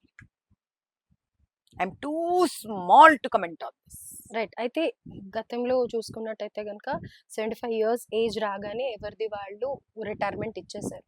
సో మరి ఇప్పుడు మోడీ గారు అలానే చేస్తారంటారా, లేకపోతే చేస్తే దానివల్ల ఉపయోగం ఎంతైతే ఉంటుందో దానివల్ల ప్రజలు కూడా కోల్పోయేది అంతే ఉంటుందని అంటారా? What is your question? తల్లి నీకు ఒక విషయం చెప్పగలను. ఇక్కడ ఆయన మనసులో ఏముందో నాకు తెలియదు, కానీ ఆయనను చాలా అభిమానించే ఒక వ్యక్తిగా నేను ఒక మాట చెప్పగలను. బహుశా ఉండొచ్చేమో అనుకుంటున్నాను. సామాన్యంగా ఎలా ఉంటుందంటే తల్లి, ఉద్యోగాలలో ఒకళ్ళం రిటైర్ అయిపోతున్నాము అని అంటే ఆ పొజిషన్ కి రావడానికి ఇంకోళ్ళు ట్రైన్ అవుతూ ఉంటారు. ఇది ప్రాసెస్. అవునా కదా? సపోజ్ నువ్వు ఎండోమెంట్ కమిషనర్ నే తీసుకున్నావు. ఎండోమెంట్ కమిషనర్ రిటైర్ అయ్యే టైం వచ్చింది అని అంటే ఎండోమెంట్ కమిషనర్ కింద అసిస్టెంట్ కమిషనర్, జాయింట్ కమిషనర్ వీళ్ళందరూ ట్రైన్ అవుతూ ఉంటారు. ఇది ఒక లాంగ్ ప్రాసెస్. పాలిటిక్స్ వచ్చేసరికి ఇది అందరూ కాంక్షించే స్థానం. ఇది ప్రధానమంత్రి స్థానం అనేది అందరూ కాంక్షించే స్థానం, కోరుకునే స్థానం. కానీ ఒక్కరోనే నిలబడతారు అక్కడ. ఆ వదిలి వెళ్ళిపోతున్న వ్యక్తికి తన స్థానంలో ఎవరు రావాలో వాళ్ళని ట్రైన్ చేసే బాధ్యత, టైము కూడా ఉండకపోవచ్చని నేను అనుకుంటున్నాను. ఎందుకంటే ఆ వ్యక్తిని ప్రజలు ఎంచుకుంటారు, సంఘం కూడా ఎంచుకుంటుంది. కాబట్టి ఆయనకు కూడా తెలియకపోవచ్చేమో నెక్స్ట్ హూ ఆఫ్టర్ మీ అని. కానీ ప్రజలు మాత్రం యోగి అని అనుకుంటున్నారు అది కదా, నాకు యోగి తెలియదు. ఆదిత్యనాథ్. అది నాకు తెలియదు. అదే అంటున్నాను. ఇప్పుడు యావత్ భారతం 140 కోట్ల ప్రజలు ఎవరిని కోరుకుంటున్నారనేది నేను ఒక వ్యక్తిగా చెప్పలేను. అయితే బహుశా ఆయన రిటైర్ అవ్వాలి అని అనుకుంటున్నా, రిటైర్ అయ్యే పరిస్థితులు ఆయన పట్టుకొని వస్తున్నా, మనం పుల్గాం అటాక్ జరిగింది మనకి. మళ్ళీ ఆయన స్ట్రాంగ్ బాధ్యతాయుతమైన పొజిషన్కి, అంటే ఆల్మోస్ట్ ఆయన తనను తాను అందరితోనూ సామరస్యంగా అన్ని కంట్రీస్ తోనూ సెటిల్ చేసేసుకుంటూ అన్ని మనం చూస్తున్నాం. Is actually trying to put things ఒక కొలికకి తీసుకొచ్చే పరిస్థితి. టక్కన ఏమైంది? పుల్గాం వచ్చింది, పహల్గాం రాగానే ఏమైంది? అగైన్ అటు become an active, very active decision maker అవ్వాల్సి వచ్చింది. కాబట్టి ఆయన ఉన్న ఆ బాధ్యతల సమస్యలు ఆ కుర్చీలో కూర్చున్న వ్యక్తికి అర్థమవుతాయి తల్లి. వీరు కరెక్టే, పెద్ద ఆయన ఎవరు, మా మోహన్ భాగవత్ గారు కరెక్టే. కానీ ఆ స్థానంలో ఉన్న ఆయన నేను రిటైర్ అవుదాము అని అనుకుంటున్నా కూడా ఆ రిటైర్ అయ్యే పరిస్థితి వదిలేసి వెళ్ళిపోవాలి అనే పరిస్థితి ఏముందో, అక్కడ ఏమి లేదో, నా బోటి వ్యక్తి ఇక్కడ హైదరాబాద్ లో కూర్చొని నాకు ఏం అర్థం అవుతుంది? ప్రజల గళమైతే నరేంద్ర మోడీ గారు ఉంటే బాగుండు అని అనేసి ఎక్కువ శాతం వినిపిస్తోంది. ఖచ్చితంగా ఉండొచ్చు, కానీ ఇది చాలా క్లిష్ట ప్రశ్న, చాలా క్లిష్ట సమస్య. ఇది దీనికి సమాధానం చెప్పడం దుర్లభం, చాలా దగ్గర. It's next to impossible to answer this. You all have to wait. మనం నిలకడగానే ఇది ఏమిటి అనే దీని పరిష్కారం వస్తుంది. శాంతంగా చూడవలసిందే తప్ప ఎవరి పార్టీకి వాళ్ళు ఇద్దరు పెద్ద మనుషుల గురించి కమెంట్ చేయడం నా స్థానంలో ఉండి అది వివేకవంతమైంది కాదు. ఒక బాధ్యతాయుతమైన పార్టీ సభ్యురాలుగా చేయడం తప్పు. రైట్. ఇంకోటి కూడా ఉంది తల్లి ప్రియాంక, ఇక్కడ ఏంటి అని అంటే ఇప్పుడు లోకులు కాకులు మనకు తెలిసిందే.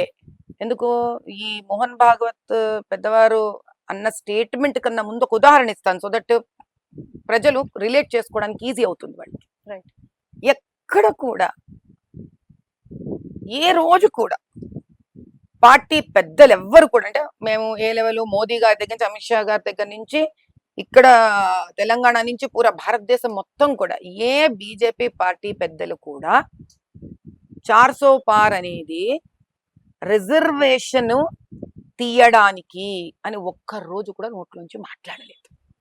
ఎందుకంటే వాళ్ళు పైపెచ్చు 400 పార్ వస్తే, ఈ రోజు ఓపెన్ గా ప్రజలకు చెప్తున్నాను ఈ విషయం, 400 పార్ అంటే 400 సీట్లు వస్తే వీళ్ళు ఏదైతే కాంగ్రెస్ ఏతర లోకల్ పార్టీస్, అంటే ఇటు మన బీఆర్ఎస్ కావచ్చు, మళ్ళీ అక్కడ తమిళనాడు పార్టీ కావచ్చు, కాంగ్రెస్ సిపిఎం మన సిపిఐఓ కేరళలో కావచ్చు, వీళ్ళందరూ కూడా చాలా అన్యాయంగా మోసంగా ఎస్సీ ఎస్టీ బీసీ రిజర్వేషన్ లో నుంచి కట్ చేసేసి వీళ్ళు ముస్లింలకు సపరేట్ రిజర్వేషన్ ఇద్దామని నిర్ణయించుకున్నారు. ఏన్బా దాన్ని అరికట్టాలి అని అంటే పైగా వాళ్లకు ఫండింగ్ అన్ని రకాలుగా పెంచాలి, వాళ్ళకు ఉద్యోగాలు పెంచేయాలి. ఎవరికి? ఆ కేవలం 20-18 కోట్ల ముస్లింలకి వాళ్ళను ప్రీతికరంగా చేసుకోవడానికి అన్ని వాళ్లకు, ఇటుపక్క హిందువులు 130 కోట్ల హిందువుల నుంచి ఎన్నో లాగేసి, రిజర్వేషన్స్ తో సహా లాగేసి వాళ్ళకి ఇచ్చే ధోరణిలో ఉన్నారు వాళ్ళు. ఓకే. అది నిర్మూలించాలి అంటే, రిజర్వేషన్స్ ని సుస్థిరం చెయ్యాలంటే ఎస్సీలో ఎస్టీలకు ఓబీసీలకు బీసీలకు Hmm. 400 సీట్లు గెలుచుకోవడం బీజేపీకి చాలా ముఖ్యమైంది తల్లి. ఓకే. కానీ దీన్ని ఏం చేశారు మీడియా ఓ రకంగా, ఈ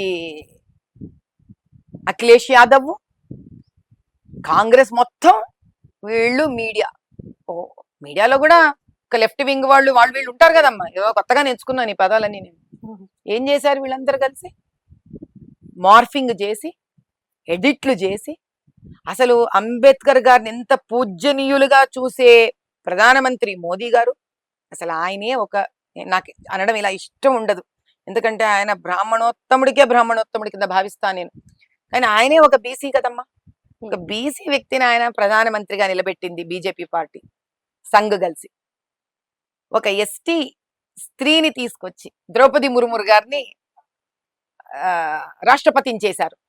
వాళ్ళ అమ్మ రిజర్వేషన్స్ కి వెనక వెళ్ళిపోయేది, కానీ ఏమైంది ఇప్పుడు ప్రజల మధ్యలో? మనకు ఉత్తరప్రదేశ్ ఆ బెల్ట్ అంతా మొత్తానికి వాళ్ళు మీడియా చేసిన ప్రచారము, మార్ఫింగ్లు, ఎడిటింగ్లకి లోనయ్యి వాళ్ళు వెనుకంజ వేశారు, భయపడ్డారు. మోహన్ భాగవత్ గారిది కూడా అలాగే జరుగుతోంది ఇప్పుడు. మీడియా ఆయన అన్న ఉద్దేశానికి వ్యతిరేకంగా దాన్ని తీసుకొని వచ్చి ప్రధానమంత్రి మోదీ గారి వైపు సూచిస్తున్నారు. ఎందుకు? మళ్ళీ ఏ కాంగ్రెస్ ఏదో డబ్బులు తిని ఉంటారు అందరూ. నేను చెప్తున్నాను, ఆయన అన్నది ఏమిటి అనంటే, ఆయన ఒక ఆవిష్కరణకు వెళ్ళారు. ఆవిష్కరణలో సంఘంలో తాను చక్కగా పుస్తకాలు రాస్తూ యాక్టివ్ గా ఉంటూ సంఘ కార్యక్రమాలను చూస్తున్న మాలోని ఒక మిత్రుడు 75 ఏళ్లకే నాకు ఇంకా చాలు అని రిటైర్ అవ్వడం చాలా ప్రశంసనీయమైన విషయం అన్నాడమ్మా ఆయన. రైట్. ఏదో గుమ్మడికాయల దొంగ అంటే భుజాలు చాటుకున్నట్టు అయిపోయింది ఇక్కడ. ఇక మనుషులు నోరు తెరవకూడదా, మాట్లాడకూడదు? ఆయనకేంటమ్మా, మోహన్ భాగవత్ గారు సంఘానికి అతి ఉన్నతోన్నత స్థానంలో ఉన్నారు, ఆయనకి భయమా? ఆయన అపరబ్రహ్మచారి, ఆయనకేంటమ్మా? ఉంటే మొహమ్మద్ చెప్తారు ఆయన ఇలా. ఎన్నిసార్లు మోదీ గారిని ఆయన మొహం మీద మోదీ గారి పేరు తీసుకొని చెప్పలేదు ఆయన చెప్పాలనుకుంటే? గతంలో జరిగిన ఇన్సిడెంట్స్ ని కూడా తీసుకొని ఇప్పుడు కూడా అలానే మోదీ గారిని ఇండైరెక్ట్ గా అన్నారా అన్నారు. ఆయన డిబేట్స్ పెడుతున్నారు, దీని మీద డిస్కషన్స్ అవుతూ ఉన్నాయి. ఈ డిబేట్లు డిస్కషన్స్ ఎందుకు అనంటే, మోదీ గారు చాలా పవర్ఫుల్ గా ఉన్నారు ఈ రోజు. బీజేపీ పార్టీని తొణికించాలి, బెణికించాలి, దాన్ని బలహీనంగా చెయ్యాలి అనంటే వాళ్ళలో వాళ్ళకే గొడవను తీసుకొని రావాలి అన్న ఒక దుర్బుద్ధి కాంగ్రెస్ తో కలిసిన మీడియాకి ఉంది. ఎగ్జాక్ట్లీ ఇదే అదునుకు చూసుకొని కాంగ్రెస్ కూడా ఎన్నో ట్వీట్లు చేస్తుంది. అమ్మ నీకు మాట చెప్పనా, బెంగళూరులో కుక్కలకి చికెన్ బిర్యానీ పెట్టే పార్టీ అమ్మ కాంగ్రెస్. ప్రజలకే తిండి లేక బాధపడుతుంటే నువ్వు దానికో ఉద్యోగస్తుడిని స్ట్రీట్ డ్రగ్స్ కి చికెన్ బిర్యానీ పెడతావా? నువ్వా మాట్లాడేది ప్రధానమంత్రి మోదీ గారి గురించి? ఏమ్మా, ఆ ధర్మస్థల్లో ఎంతమంది ఆడపిల్లలు రేప్ అయ్యి చనిపోయారే, దాని గురించి మాట్లాడవు నీవు. ఇక్కడ ఫోన్ ట్యాపింగ్ చేస్తే చేసిందే పోలీస్ ఆఫీసర్ ఇన్వాల్వ్ అయితే నువ్వు మళ్ళీ నీ స్పెషల్ ఫోర్స్ టాస్క్ ఫోర్స్ కే బాధ్యత ఇస్తావా? ఈ కాంగ్రెస్ అమ్మ మాట్లాడేది మోహన్ భాగవత్ గారి గురించి, ప్రధానమంత్రి మోదీ గారి గురించి. రైట్. వీళ్ళ అమ్మ ఇదంతా కావాలని చేస్తున్న ఇష్యూ. వాళ్ళకి భయం పట్టుకుందమ్మా. ప్రధానమంత్రి మోదీ గారి ఆధ్వర్యంలో సంఘము ఒక బీజేపీ పార్టీ సఖ్యతలో, ఒక మంచి ఫ్రెండ్షిప్ లో, ఏ సంఘం ఉద్దేశాలతో ఒక పార్టీ తయారైందో అది ఇన్నేళ్ల తర్వాత దిగ్విజయంగా 11 ఏళ్లు పూర్తి చేసుకొని 12వ ఏళ్ళు ఎంటర్ అవ్వడము, 3rd టర్మ్ లో ఉండడం, నెహ్రూలు గాంధీలుకి అతీతంగా ఒక బీజేపీ పార్టీలోంచి ఒక వ్యక్తి నిలబడడం ఇంతకాలం, ఈ పార్టీ సక్సెస్ఫుల్ గా ముందుకు వెళ్ళడం అంటే కాంగ్రెస్ ఉనికి పూర్తి నశించిపోతుంది భారతదేశంలో. ఈ భయానికి వీళ్ళ కుక్కలకి నక్కలకి చికెన్ బిర్యానీలు పెట్టుకుంటూ తిరుగుతున్నారు వీళ్ళు ఏం మాట్లాడతారమ్మా? వీళ్ళకి ఒక యోగ్యత ఉందా? వీళ్ళకి ఒక అస్తిత్వం ఉందా? ధర్మం ఉందా వీళ్ళకి? రైట్. నిజంగా వీళ్ళలో ధర్మం ఉంటే కాళేశ్వరం ప్రాజెక్టు నీటికి నీరు పాలకు పాలు విడగొట్టి చేసేసేయడానికి ఎంతసేపు అమ్మా? వీళ్ళ మీద ఈడీకి కంప్లైంట్ లాడ్జ్ చేయడం ఎంతసేపు అమ్మా? ఆ కంప్లైంట్ తీసుకెళ్లి సెంట్రల్ బ్యూరోకి అప్పచెప్పడం ఎంతసేపు అమ్మా? వీళ్ళు ఎవరు చేయట్లేదు. వీళ్ళందరితో కుమ్మక్కవుతారమ్మా. రైట్. అయితే ఇప్పుడు తెలుగు రాష్ట్రాల్లో చూసుకున్నట్టయితే ఆంధ్రాలో రోజుకొక కొత్త న్యూస్ వింటూనే ఉన్నాం. చాలా హాట్‌గా ఉన్నాయి కూడా అక్కడ పాలిటిక్స్ అన్నీ కూడా. అయితే ఈ చంద్రబాబు నాయుడు గారి పార్టీయే కానీ, పవన్ కళ్యాణ్ గారి పార్టీయే కానీ రెండిటికి పడట్లేదు అని వింటూ ఉన్నాం. జనసేన కానీ, తెలుగుదేశంకి కానీ. మొత్తంగా ఓవరాల్‌గా చూసుకుంటే పవన్ కళ్యాణ్ గారి పాలన ఎలా ఉంది అని అంటారు? తల్లి మనము గెలిచినప్పుడు వాళ్ళిద్దరు కలిసి గెలిచారు. అవునా? హ్మ్. పవన్ కళ్యాణ్ గారు, చంద్రబాబు నాయుడు గారు ఇద్దరు కలిసి ఒక ఐకమత్యంతో, ఒక స్నేహంతో గెలిచారు. గెలిచాక ఆంధ్ర రాష్ట్రాన్ని ఇరు పార్టీలు, ఆయన చీఫ్ మినిస్టర్ గా, ఈయన డిప్యూటీ చీఫ్ మినిస్టర్ గా కలిసి పాలిస్తున్నారు. అట్లాంటప్పుడు మనం విడగొట్టి ఎలా మాట్లాడగలం తల్లి? పోనీ కూటమి ప్రభుత్వం అక్కడ ఎలా పనిచేస్తుంది అని అనుకుంటున్నారు? నాకన్నా కూడా అక్కడ స్థానికుల్ని అడగాలి తల్లి ఈ ప్రశ్న. ఎందుకంటే ఇది నాకు గాసిప్. హ్మ్. నిజం చెప్పాలంటే ఈ ప్రశ్నకు నేను సమాధానం ధర్మబద్ధంగా ఇవ్వాలంటే నేను వెళ్ళి ఆంధ్రాలో సర్వే చెయ్యాలి. హ్మ్. నా విషయంగా నేను సర్వే చేయమని అడిగానే. మరి వేరే వాళ్ళ విషయంగా నేను సర్వే చేయకుండా న్యూస్ పేపర్లను చదివో, ఇంటర్నెట్ చదివో నీకు ఆన్సర్ ఇవ్వకూడదు కదమ్మా. నాకు ఈ విషయంగా ఏ రకమైన అవగాహన లేదు. సరే, తెలంగాణలో రేవంత్ రెడ్డి గారి ప్రభుత్వం ఎలా పనిచేస్తుంది? రామచంద్ర ఈ శాపం ఎప్పుడు పోతుందో ఏమో తెలంగాణ మీద. ఇది ఓపెన్ గా అడుగుతున్నాను, నేను ఓపెన్ గా చెప్తున్నాను. కనీసం రాబోయే లోకల్ బాడీ ఎలక్షన్స్ లో మాత్రం తెలంగాణ ప్రజలకి, గ్రామాల్లో పంచాయతీ ఎలక్షన్స్ కి, ఇక్కడ అర్బన్ లో ఉన్న కార్పొరేట్ ఎలక్షన్స్ కి ప్రజలనైతే నేను నిజంగా పాదాభివందనం చేసి అవసరమైతే కాళ్ళు కూడా పట్టుకుంటా. మీ ఓటర్లది దండం పెడతా తల్లోయ్ తండ్రోయ్. బీఆర్ఎస్ కాంగ్రెస్ లో వద్దు నాయనకి శాపం రా బాబు. తెలంగాణ రాష్ట్రానికి శాపం. ఇద్దరు 2 శాపాలు. మిమ్మల్ని సేవ చేసుకునే అవకాశం ఇయ్యుర్రి మాకు. బీజేపీకి ఇట్లా అడుక్కోమన్నా నాకు ఏం బాధ లేదు. పోయి అడుక్కుంటే ఇట్లా ఓటర్ దగ్గర ఇట్లా అడుక్కుంటా. ఎందుకంటే ఈ కలెక్టర్ల చుట్టూ, ఈ జిహెచ్ఎంసీల చుట్టూ ఇట్లా అడుక్కొని కూడా ఫైదా లేదు. వీళ్ళ కోసం అయ్యో బాబు వీళ్ళకి న్యాయం చేయరా నాయన, న్యాయం చేయరు. వీళ్ళు పొట్టలు కొట్టకండ్రా బాబు, వీళ్ళు ఇండ్లు కొట్టుకొని తినకండ్రా బాబు, ఇట్లా వీళ్ళ గుళ్ళు కొట్టుకోకండ్రా బాబు, ఇట్లా అడిగి వేస్ట్. దానికన్నా నువ్వు ఓటర్ దగ్గర పోయి నాయన ఓటేరా దేవుడా, ఓటేరా దేవుడా గెలిపించుకోరా మమ్మల్ని, నేను వాళ్ళని పోయి అడుగుదా బెస్ట్. నేను చెప్పేదా బాంచన్ దొరా, నా ఓటర్ నేను ముందు ఇట్లా నిలబడతా, బాంచన్ దొరా అనమంటే నన్ను అంట. నాకు ఆ వాల్యూ తెలుసు. MA political science distinction student గా నా దృష్టిలో నా ఓటర్ నా దేవుడు. ఆ దేవుని నిద్ర పోకురా దేవుడా, కలియుగ దేవుడా నిద్ర పోకురా అని అడితే మన వెంకటేశ్వరని అంటాం కదా తల్లి.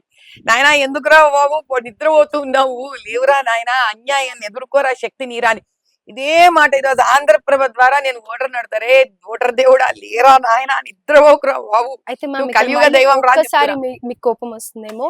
హైడ్రా గురించి కూడా ఇందాక మీరు మాట్లాడారు. అదే ప్రజల్లోకి వెళ్ళి మేము మాట్లాడినప్పుడు కొంతమంది పాజిటివ్ గా రెస్పాండ్ అయ్యారు, కొంతమంది నెగటివ్ గా. ఎందుకంటే ఉన్న వాళ్ళని, చాలా బలహీన వర్గాలు అక్కడ ఉంటూ ఉన్నాయి, వాళ్ళని తరలించడం అనేది సరికాదు అని చెప్పేసి చెప్తూ ఉన్నారు. అయితే మరి వరదలు వచ్చినప్పుడు, మూసీలలో ఇల్లు కట్టుకున్నప్పుడు మరి అదే ప్రజలు ఇబ్బందికి గురవుతూ ఉన్నారు కదా. మరి దాన్ని ఆయన ఒక స్టెప్ ముందరికేసి ఆ ఏదైతే హైడ్రా చేపడుతున్నారో అది కరెక్ట్ కాదని మీరు ఎందుకని అంటూ కదా. మీరు ఎప్పుడైనా హైడ్రా బఫర్ జోన్ లైన్స్ చూసినారా అమ్మ మీరు? బఫర్ జోన్ అంటే ఏంటంటే మూసీ నుంచి ఎంత దూరం వరకు ఇండ్లు ఉండకూడదు అని ఖాళీ చేయించడం బఫర్ జోన్. మూసీ తర్వాత 100 ఫీట్ల రోడ్ ఉంది ఏమ్మా, అది దాటి మళ్ళీ 150 ఫీట్లు ఇండ్లు ఎందుకు కొడుతున్నాను? అది ఇప్పటికిప్పుడు కాదు కదా. ఈయన గతంలో ఒకసారి ఎక్కడో కూడా డిస్కషన్ వచ్చినప్పుడు ఈయన ఇదే పాయింట్ మీద మాట్లాడారు. నేను ఒకవేళ పాలిస్తే, నేను ఒకవేళ చీఫ్ మినిస్టర్ అవుతే నేను ఫస్ట్ తీసుకునే యాక్షన్ ఇదే అని కూడా ఆయన చెప్పారు. అంటే ఒక 10 years అలా అన్నారు. మరి అప్పటి నుంచి మీరే చెప్పండి ఏమన్నారు? ఎగ్జాక్ట్లీ ఇదే అన్నారు. ఏవైతే మూసీ నది పరిసర ప్రాంతాల్లో ఇల్లులు ఉన్నాయో అవన్నీ కట్టకుండా చూడండి, ఇది కరెక్ట్ కాదు, ప్రజలకు ఇబ్బంది అవుతుంది అని చెప్పేసి చెప్పడం కరెక్ట్ కదా. మూసీ ఎంతైతే ఉందో, మీరు మూసీ నీళ్ల లోపల అంటే మీకు మూసీ ఇలా ఒక కాంపౌండ్ వాళ్ళ గ్రిల్ లాగా వెళుతూ ఉంటుంది కదా రోడ్డు. ఇప్పుడు ఇది మూసీ తల్లి, ఇది మూసీ పక్కన ఇది రోడ్డు. ఇప్పుడు నువ్వు ఎవరిని ఖాళీ చేయించుతున్నావు? ఖాళీ చేయించాలి బై రూలు. ఈ మూసీ ఏదైతే ఉందో మూసీ లోపల కట్టుకున్నాయండి. ఓకేనా? మూసీ తర్వాత ఒక 100 ఫీట్ రోడ్ ఉంది కదా, ఈ 100 ఫీట్ రోడ్డుని నువ్వు కబ్జా చేసుకో. Hmm. ఎందుకంటే నీ నీ నీ ప్రాబ్లం ఏంటి? మూసీకి ఏదైతే డిజిగ్నేటెడ్ కెనాల్ ఉందో అది కదా నువ్వు నువ్వు నువ్వు నువ్వు క్లీన్ చేసి చేయాల్సింది. ఆ లోపల ఇండ్లు ఉంటే కదా నీకు వరదలలో వెళ్ళిపోతాయి అనుకోవచ్చు. పోనీ పోనీ మూసీ దాటి రోడ్ ఏం సంబంధం? రోడ్ దాటి ఇంకో 150 ఫీట్లు ఏం సంబంధం? మరి నీళ్ళు వచ్చినప్పుడు ఇవన్నీ ఆబ్వియస్లీ ఆ లోతట్టు ప్రాంతాలకే ఎక్కువగా ఎఫెక్ట్ ఉంటూ ఉంటుంది లోతట్టు కదా, ప్రాంతం ఎక్కడుంది surroundings తల్లి? రోడ్ వచ్చేసింది. రోడ్డుకి అటుపక్కన ఉన్న రోడ్ 100 ఫీట్, 100 ఫీట్ దాటాక ఇంకో 150 ఫీట్ అంట. మీరు ఎప్పుడైనా ఆ బఫర్ జోన్ వేసిన లైన్ చూడండి, మీరు పేపర్లో తెలుస్తుంది మీకు. పేపర్ తెప్పించుకొని హైడ్రాది విత్ ఇన్ ద మూసీ నువ్వు చూసుకోవాలి. నువ్వు మూసీని వదిలి 100 ఫీట్ రోడ్ వదిలి ఆ 100 ఫీట్ రోడ్ తర్వాత మళ్ళీ 150 ఫీట్ ఇంకా ఇక్కడ ఉంది. అక్కడ అంత మూసి ఎక్కడొచ్చింది తల్లి? 250 ఫీట్లను దాటి నీకు ఏ నీళ్లు వరదలు వచ్చినాయి? అట్లాంటప్పుడు ఇది ఇంకొంచెం డైవ్ చేయి, కింద దింపు నువ్వు దీన్ని. ఇంకా మూసిని తవ్వు కిందకి, మూసి డెప్త్ పెంచు నువ్వు. అంటే వేరే మూసి ఆప్షన్స్ పక్కన గోడలు పెంచు నువ్వు. ఓకే. ఇప్పుడు నీకు సముద్రం ఉంటుంది తల్లి. ఇప్పుడు సముద్రం అనుకుని ఇండ్లు లేవా? బాంబే లేదా? అలా అని సముద్రం అనుకొని బాంబే నుంచి నువ్వు ఖాళీలు చేయించావా? ఏం చేస్తావు నువ్వు? సముద్రం పక్కన గోడ, సముద్రానికే గోడలు కట్టి కాపాడగలిగాలి ఏంది? నువ్వు మూసీ నుంచి 100 ఫీట్ల రోడ్డు, దాని తర్వాత 150 ఫీట్ల ప్రజలను ఖాళీ చేయిస్తావా నువ్వు? ఎందుకు? రేపొద్దున రియల్ ఎస్టేట్ ప్రైజులు పెంచుకోవడానికి. ఇది మళ్ళీ రియల్ ఎస్టేట్ ఏనా ఈ రోగము? రియల్ ఎస్టేట్ రోగాలే. What is HYDRAA? మొన్న 25 ఎకరాలు నీకు తెలియని పని నేను నీకే ఇచ్చేస్తా. రంగనాథం గారు ఏమన్నారు? మేము ఎంఐఎంతోనే స్టార్ట్ చేసాం, 25 ఎకరాలు మేము స్వాధీనంలో తీసుకున్నాం హైడ్రాలోకి, 1000 కోట్లని. నిజం చెప్పనా ఈరోజు ప్రజలకి దాని వెనకాల? 25 ఎకరాలలో ఏ కన్స్ట్రక్షన్స్ లేవు. 2 అపార్ట్మెంట్స్ ఎంఐఎం వాళ్ళ కార్పొరేటరు ఎమ్మెల్యే గారు పట్టుకున్నారు. 2 అపార్ట్మెంట్స్, ఒక మోడల్ హౌస్ ప్లాటింగ్ స్టార్ట్ అయింది. దానికి ఇష్టం వచ్చిన ధరలు పెట్టుకొని 3 బిల్డింగులు కొట్టేసినారు. 3 2 బిల్డింగ్స్, ఒక్క మోడల్ హౌస్. ఏం మోడల్ హౌస్ ఇది? ప్లాటింగ్ అమ్ముకుంటున్నది 25 ఎకరాలలో. మీరు నేను పోయి చూడలేదు కాబట్టి ఇష్టం వచ్చినట్టు మాట్లాడుతాను. నేను పోయి సర్వే చేసుకుని వచ్చిన. అందుకే 1000 కోట్లు లేదు, గడిది గుడ్డు లేదు అక్కడ. ఆ 25 ఖాళీ స్థలం అమ్మా. ఏమనుకుంటారు ప్రజలు? నిజం అనుకుంటారా లేదా? కొట్టింది 2 బిల్డింగ్, కాపాడింది కోట్లకు విలువైన ఫాతిమా కాలేజ్. పేరు పెడుతున్నది బీద ప్రజలు. అని మదర్సాలు ఎందుకు ఇంప్రూవ్ అవ్వట్లే? ఆ డబ్బు తీసుకొచ్చి ఇక్కడ పెట్టచ్చు కదా, డబ్బు తీసుకొచ్చి డ్రైనేజ్ మీద పెట్టచ్చు కదా, డబ్బు తీసుకొచ్చి గవర్నమెంట్ స్కూల్ మీద పెట్టచ్చు కదా. రైట్. పోనీ గవర్నమెంట్ స్కూల్ గవర్నమెంట్ వాడుకుందాం, మదర్సాలు ప్రైవేటే కదమ్మా. ఆడపిల్లలకి అక్కడ నువ్వు చదువులు ఇవ్వచ్చు కదా, ఆల్రెడీ రిలీజియస్ ఇన్స్టిట్యూషన్స్ కదా. మక్కలు కూడా 5 స్టార్ ఫెసిలిటీ కొడతావా? నువ్వు కబ్జా చేసుకుంటాను సేపు గవర్నమెంట్ కామ్గా ఉందా నిన్ను? చెప్పేవాడు చెప్తూనే ఉన్నాడు తల్లి ఇష్టం వచ్చినట్టు. ప్రజలు మూర్ఖులు అనుకుంటున్నారు. ఒక్కొక్క పాయింట్ ప్రజలు రాసుకుంటూనే ఉన్నారు. వచ్చే ఎలక్షన్స్ ఏవన్నా కానీ ప్రజలు నిర్భయంగా సమాధానం చెప్తారు. కానీ పోలీసులు ధర్మంగా పనిచేస్తారా?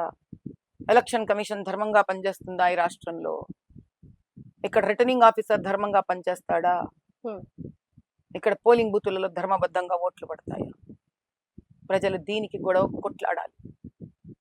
దీన్ని కొట్లాడనంత వరకు బలహీనుడుగానే మిగిలిపోతారు. వాళ్ళ కోసం పోరాడడానికి వచ్చిన నేను ఇట్లా పోరాడుతూనే ఉంటాను నిజం కోసం. Right right ma'am. So overall గా అయితే ఈ డిస్కషన్ లో మీరు ఎంతో నిజంగా ప్రజల్ని ఎన్నోసార్లు ప్రాధేయపడ్డారు అని అనే చెప్పొచ్చు. లిటరల్లీ కొన్ని నిజాలు కూడా మాకు తెలియజేశారు. చాలా థ్యాంక్ యూ. అండ్ మీరు ఎంతో డేర్ గా వర్క్ చేస్తూ ఉన్నారు. So we wish you all the best. And మీ వాల్యుబుల్ టైం మాకు ఇచ్చినందుకు కూడా చాలా థ్యాంక్ యూ సో మచ్. చాలా సంతోషం తల్లి. సంభాషణ మధ్యలో నేను ఆవేశంగా మీకు సమాధానం ఇవ్వడం వెనక కారణం జర్నలిస్టులను కానీ, జర్నలిజంని కానీ, మీడియాని కానీ ఆక్షేపించడం అని కాదు, నిజం ఎంత భయంకరంగా ఉంటుంది. ఆ నిజం పూర్తిగా ప్రజల మధ్యకు రావాలంటే పాతకాలం జర్నలిజం లాగా సోషల్ మీడియా వల్ల మనం ఇంకా ముందుకు వెళ్ళాలి కానీ వెనక్కి వెళ్ళకూడదు. Right. So field work journalism ఎందుకు ముఖ్యము అంటే ఇందుకు ముఖ్యం. మీరు తీసుకురండి, కఠినమైన ప్రశ్నలు వేయండి నన్ను, ఎందుకంటే మీకున్న హక్కు అలాంటిది, వాక్ స్వాతంత్రం మీ హక్కు. కానీ వీళ్ళన్నారో వల్ల ఏమవుతుంది అని అంటే దానికి మేము ఇలా సమాధానాలు ఇచ్చుకుంటూ పోతుంటే చెప్పిన జవాబే మళ్ళీ మళ్ళీ చెప్పవలసి వస్తుంది తప్ప ఆ రోజు ప్రూవ్ అవ్వదు. కానీ మీరు ఎప్పుడైతే నిజంగా సర్ప్రైజ్ ఫీల్డ్ వర్క్స్ చేస్తారు, కనీసం మేము చెప్పాం కదా, నేను నాయక్ బస్తీకి వెళ్ళాను, పనిచేస్తున్నాను, ఎవరికి నాయక్ బస్తీలో మీ మధ్యలో ఎవరైనా వెళితే తెలుసుకోలేరు వాళ్ళు నిజంగా మాదిలతో వస్తుందా, ఇక్కడ నిజంగా మీకోసం ఏమైనా పోరాడుతుందా, ఇదివరకు ఎవరైనా వచ్చారు. అలా మీరు మా వీడియోలు చూసి మేము పనిచేస్తున్నామన్న ప్రాంతాలకు వెళ్ళి కనుక్కోవాలి. అప్పుడు మీకు నిజాలు తెలుస్తాయి. అక్కడ మాధవీలత మోసం చేస్తుంది అనుకో, ప్రశ్నించే హక్కు మీకు ఖచ్చితంగా ఉంది. మాధవీలతకు తల ఉంచుకునే పరిస్థితి మీరు పట్టుకురండి, అభ్యంతరం లేదు. అప్పుడు ప్రజలకు నిజాలు వెళితే, ఇప్పుడు మీరు అన్నారు మోహన్ భాగవత్ గారు, పాప ఆయన అన్నది ఒకటి వెళ్ళింది ఒకటి. అలాంటి మీడియా అవ్వకూడదు. కనీసం మన తెలుగు మీడియా అలా అవ్వకూడదని ప్రాధాన్యపడుతుంది. Right. Thank you so much.